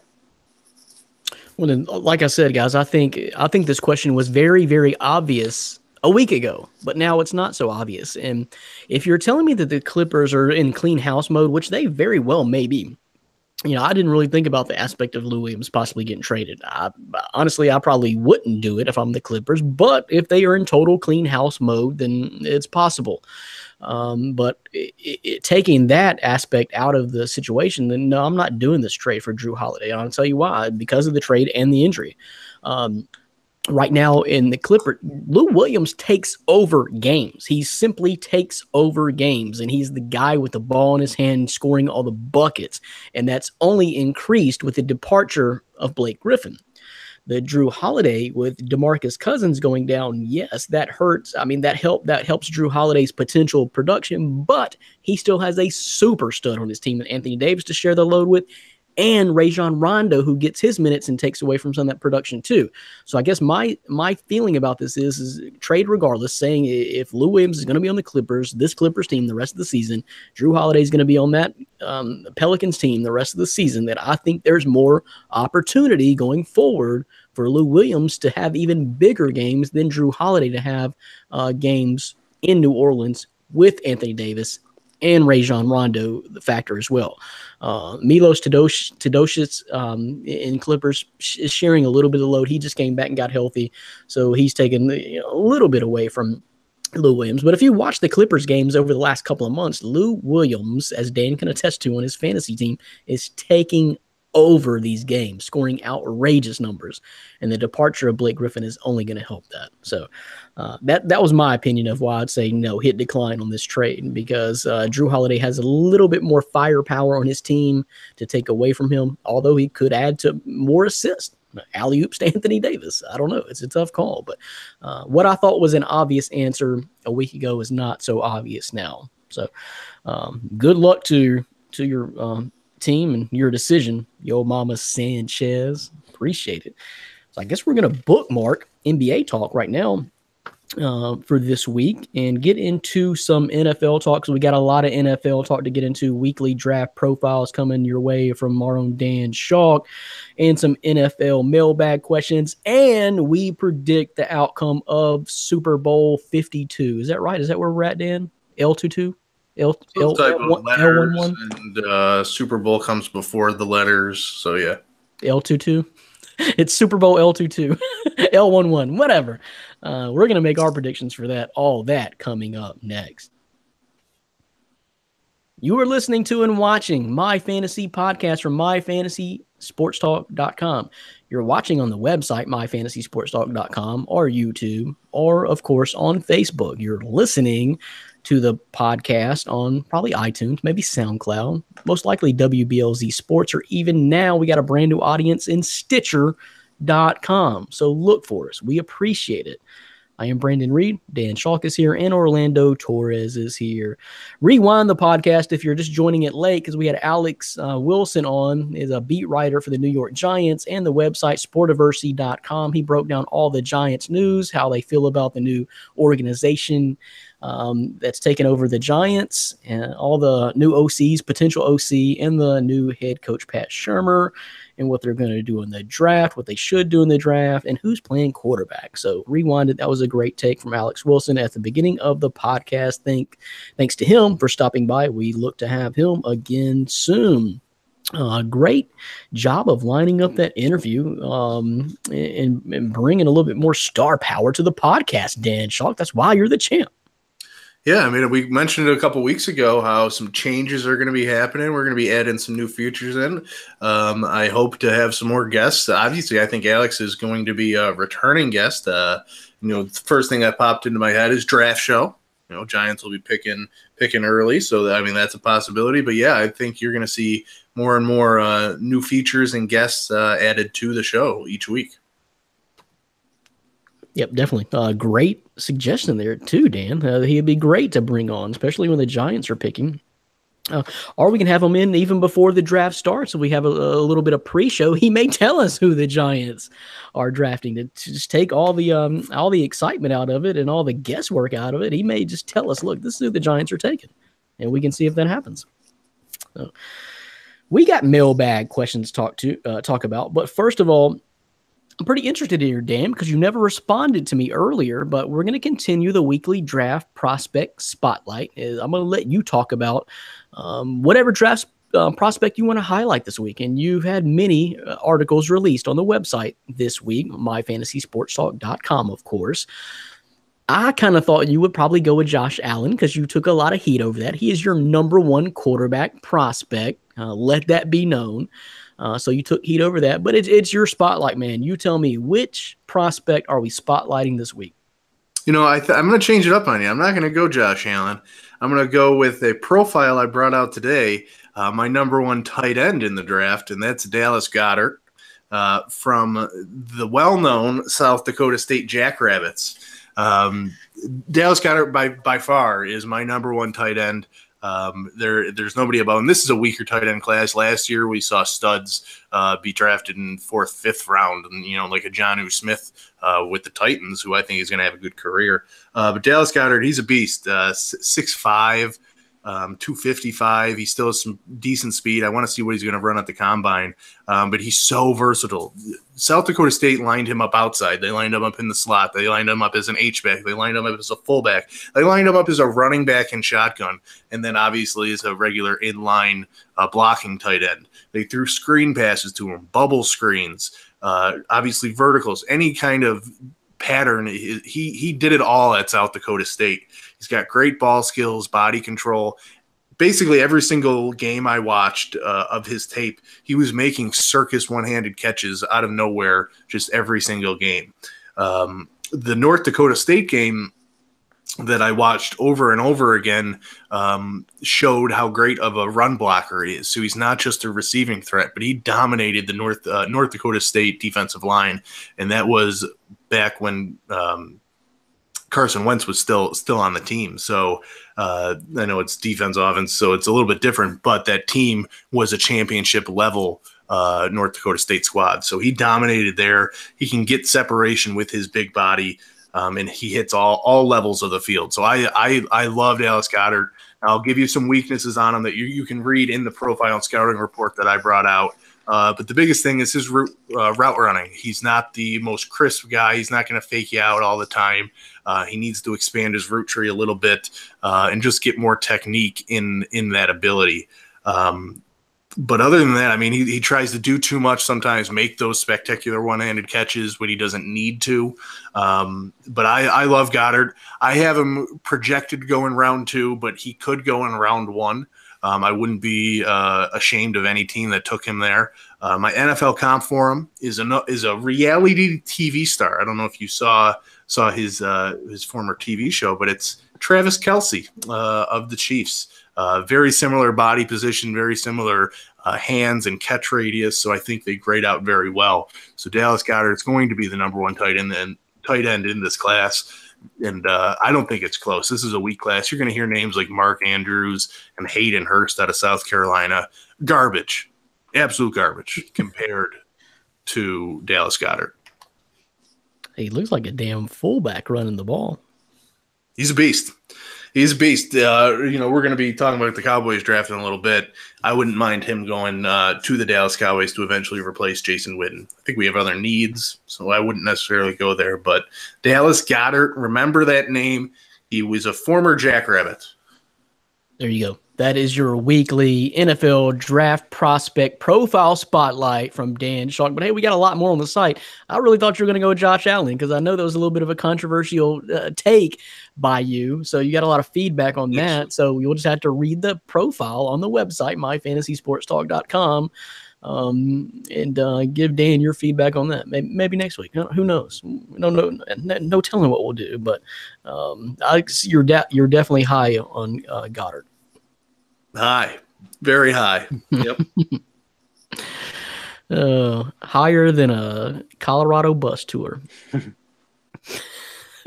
So Orlando, he's going to have to get out of here in just a second, but I know he wanted to hang around for this question. Our first NFL mailbag question comes from Dirty J Bird Rowe. Where do the Cowboys go in the draft? I see a lot of mocks giving them a wide receiver in the first round. Christian Kirk, Cortland Sutton, etc. Is that what they should do? Shore up more of the defense? I don't know. But thanks, fellas, from Dirty J Bird Rowe. Orlando, before we get you out of here, man, give us your take. I know you've analyzed this and thought about this or have your preferences. What should the Cowboys do in the draft? And what pick is that first round pick anyway? 17, 18, 19, something like that? 16 or 17, I believe. Is that right, Dan? 17 or 19. Yeah, something like that. Not high teens, right? 420. I think they got to hit up the defense. I think they need a linebacker. They need a lot of things, but I know safety is a big issue. But I think and you see it a lot when Sean Lee's not on the field, or even Anthony Hitchens, or those two at the same time. It causes a big problem. I think that's one of the things they need to do, and they need to start up again with their offensive line. When Doug Free retired. I didn't think it would be that impactful, but you saw it right away. And it was, the line wasn't the same as it was last year, even when Romo was there before his days were numbered. So I will hit up the defense for sure and then work on the offensive line. Wide receiver is a need. I love Dez, but he's just no longer that guy. And maybe he is. He just has to shape it up with Dak Prescott. Their chemistry is just not the same as it was when Romo was there. I think everybody knows that. Dez is getting a little bit older. He's already 29, so wide receiver is a need. But I don't think that's something the Cowboys need to target right away in the first round because Dez still has some playing time in him. So I will, if I were the Cowboys, I would go for defensive or offensive lineman. Not sure Dez really has the fantasy value anymore, man. His fantasy value took a major hit this year, and I don't know, maybe third round before Dez is looking to be drafted. But a lot of that has to do with Dak Prescott being your quarterback too. So I don't know, but so you say defense, and I'll agree with what you said, Orlando. To me, as an outside perspective, that defense has lived and died by whether Sean Lee is on that field or not, and that's been the last almost 3-4 years, it seems. So you can't have that. You can't have one guy completely.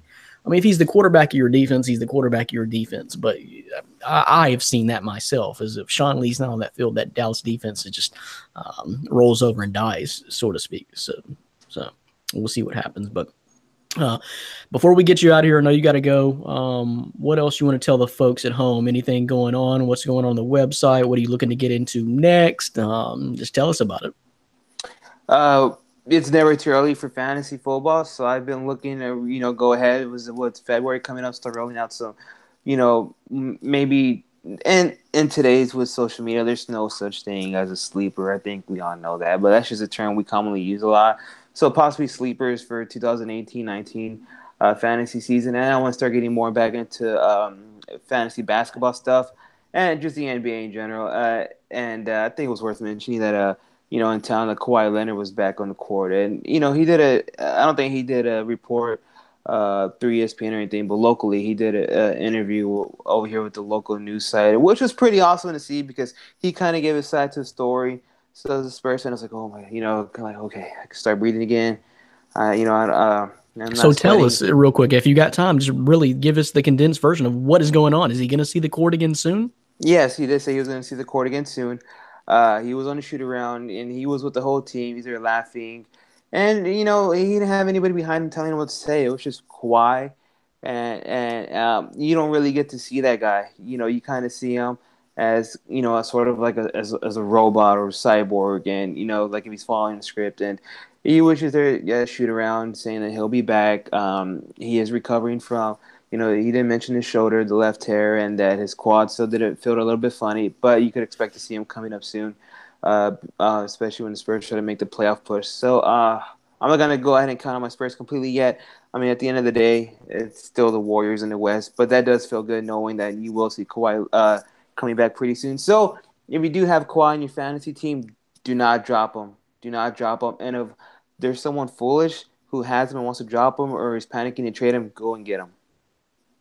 Hey, good advice. I need that insider advice. And your Spurs did reclaim the 3rd seed, so they're still fighting. They're just the Spurs, man. I can't believe we barely beat the Nuggets by like 2 points last night. It's horrific without Kawhi in that lineup. So yes, we need him.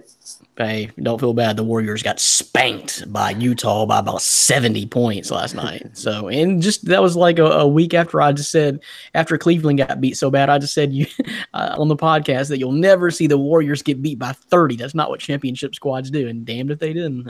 Utah spanked them. But yeah, your Spurs are doing okay if they get Kawhi back. So good to know. Good to know that at least he'll be seeing the court again. Maybe I can start playing him in some more daily fantasy. But we know you got to run. Appreciate it, Orlando.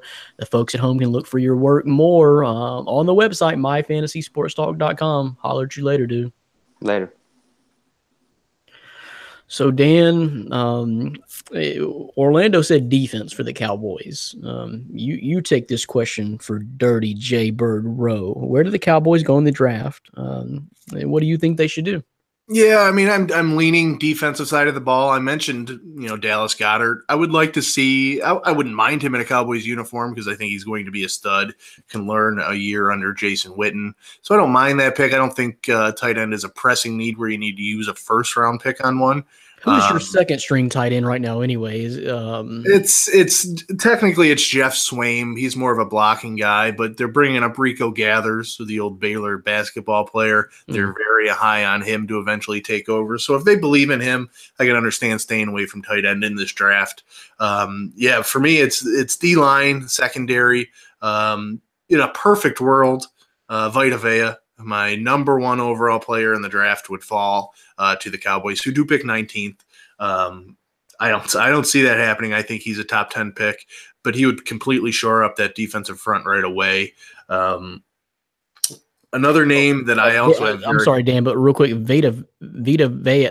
I was looking at some kind of mocks, and someone had him falling way down there. I mean, I think it may have been to the Cowboys. I don't remember what I was researching, but it was way down there. You had him pretty high on your draft board, and someone was not thinking as high. Someone was thinking. Well, nobody has him as high as me. I have him number 1, so you're not going to find him number 1 on any big board or draft board. The most talented overall at his position player in the draft. He will.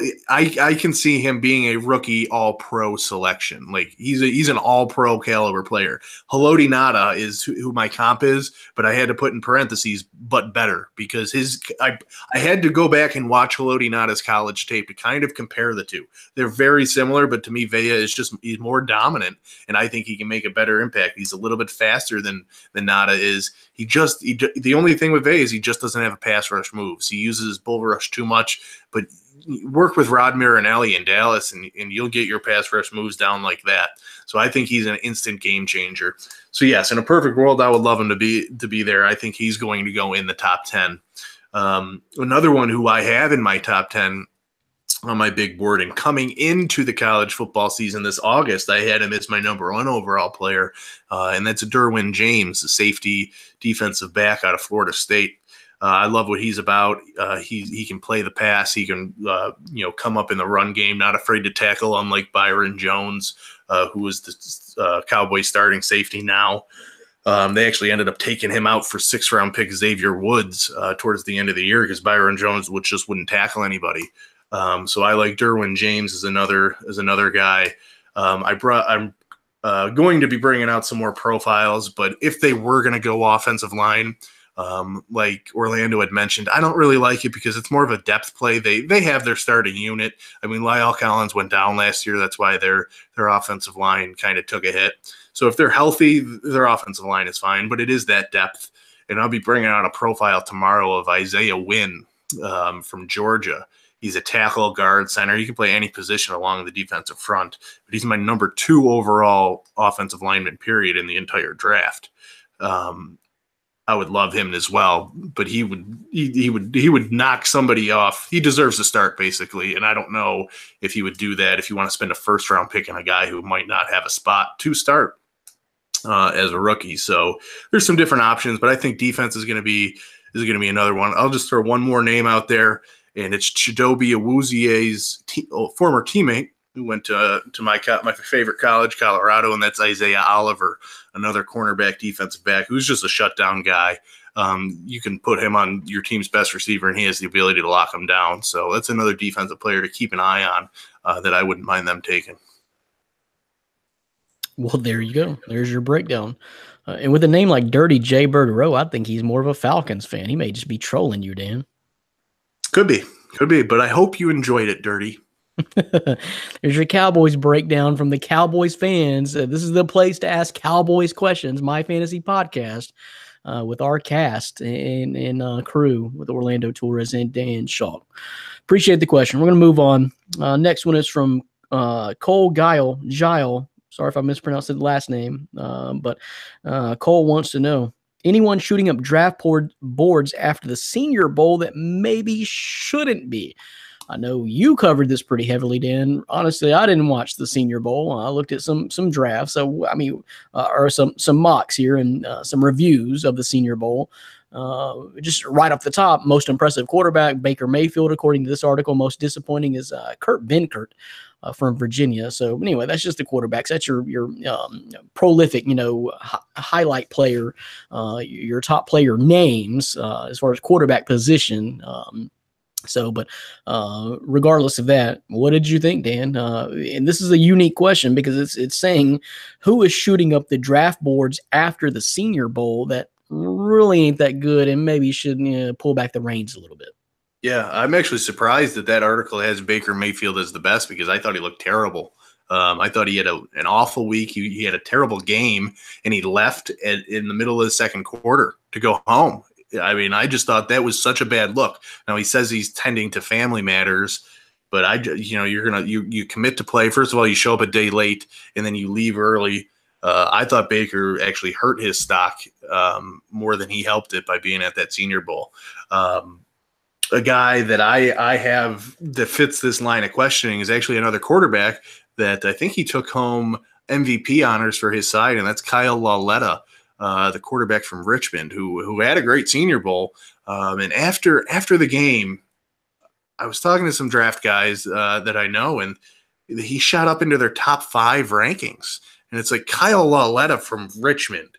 I don't even need to watch his tape to tell you, no, it's not going to happen. He's a smaller type of guy. He doesn't have an NFL arm, his accuracy. I mean, he had a good Senior Bowl, but if he's going to shoot up draft boards, that's kind of a shocker to me. He's a 7th, day 3 pick and a late day 3 pick at that. So I'm not a huge fan of his. He did put on a good game, but overall I'm not high on him. And then just another name I have written down, who I actually am pretty high on, but there's talk of him going in the middle first round, and that's Marcus Davenport, defensive end from UTSA, right in Orlando's hometown of San Antonio there. He's an edge rusher who struggled the first couple of days at the Senior Bowl in practice, but was dominant at the end of the week where, there was nobody blocking him. He was getting by everybody. So he's going to be shooting up draft boards. I think he's going to end up being a first-round pick, but I'm going to have a second-round grade on him. I think he's just going to shoot up a little bit too much due to the potential and raw athleticism that he has. There you go. Cole, we'll end that one right there with the expert take from Dan Shaw on the Senior Bowl. Honestly, I usually never watch the Senior Bowl, but I know there's going to be overreactions. And just one comment about the Baker Mayfield thing is what limited action he had, that this article was referencing to the point that he showed that he could play under center, maybe a pro-style system. I don't know what you take away from that, Dan, but that is snaps under center. That's all I got. Right. Yeah. Okay. He didn't completely fumble the snap under center. That writer. I won't say anything mean. My mom told me not to say anything, Like, that's not nice. You know the saying. So I'm going to keep my mouth shut on that one. Right. If you can't say anything nice, don't say anything at all. You got it. Cole Guile, thanks for the question. Next one and last one for this week comes from Craig Wyatt Jr. And this is a big one. This is the last one before the Super Bowl. He wants to know Super Bowl predictions. Give me them and I'll get you give me them, and if you get it dead right, I will give you $100. If I get it right, all three of you give me $100. My prediction, Eagles 31, Patriots 27. Foles leads an 80-yard TD drive with 103 left on the clock. Says Craig White. That's pretty specific, Craig. That's pretty freaking specific. And I'll say on behalf of myfantasysportstalk.com, we take that bet. Dan has the checks. He writes the checks out. So take it up with him. But I accept your bet on behalf of myfantasysportstalk.com. We'll see if that happens. But here's my scenario. Since you wanted to get so specific, this is what I got. 24-23 New England. Now, Philly ends up kicking too many field goals, basically, in the end, and not scoring enough TDs and getting in the end zone. But the D plays pretty well, however. So it's typical New England fashion. Brady gets the ball back, trailing 23-21 with under 3 minutes to go, and leads a drive that results in a 19-yard field goal for the win. Philly does get the ball back, but it's desperation time, and New England picks off Nick Foles. Bill Belichick refuses to even hold the Lombardi trophy and immediately heads to the film room to study tape on his new backup quarterback that he's going to draft. So, bam. How you like that for a scenario? And that's what I got. Dan, what you got? I like that. I have the same winner, if you weren't already going to be aware. Patriots winning.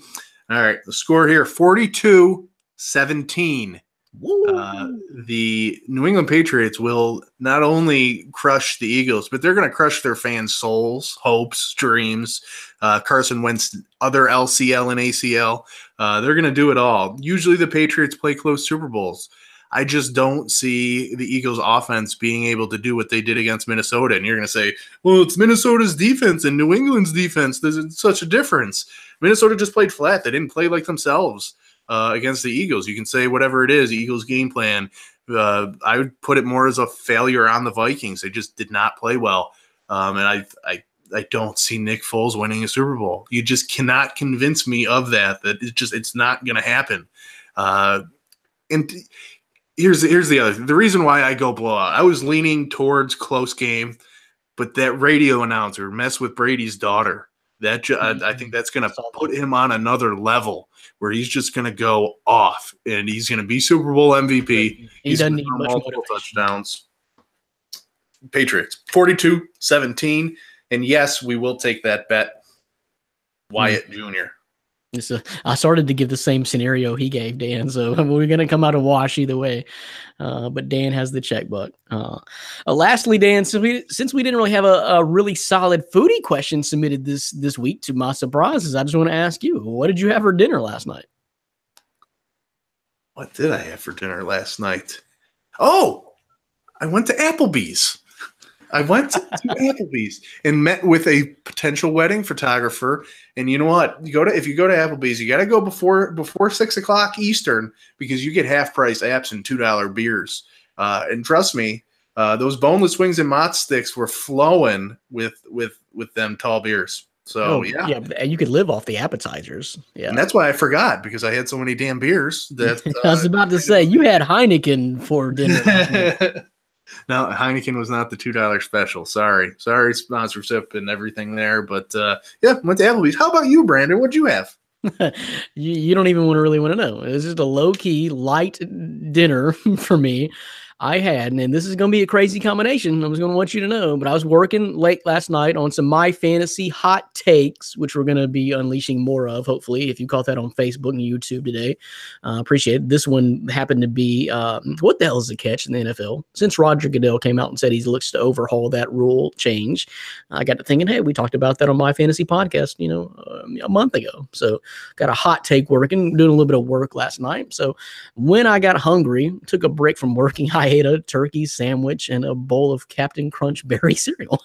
So that was my dinner last night. So I don't know if you can, there's no foodie question that would ever allow me to relay that information to the peeps at home. So I'm glad we got to do that.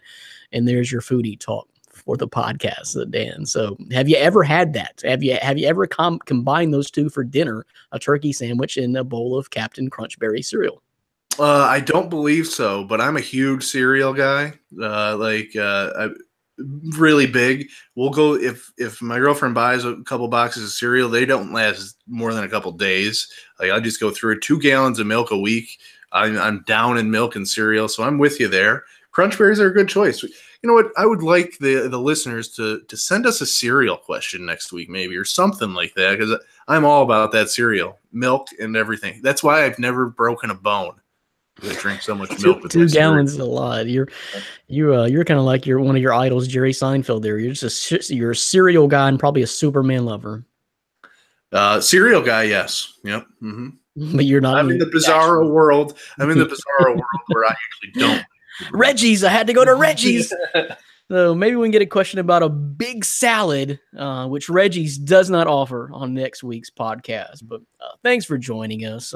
Thanks for joining us however you join us, whether it be YouTube, whether it be myfantasysportstalk.com, whether it be on Facebook now, watching the whole video on Facebook. If you're just going to listen, you can do that too. You can do it through iTunes, SoundCloud, and now Stitcher. So appreciate you guys for joining us each and every week. We'll holler at you next week. For my co-host, Dan Chalk, I am Brandon Reed. Next week, folks. Later. Peace.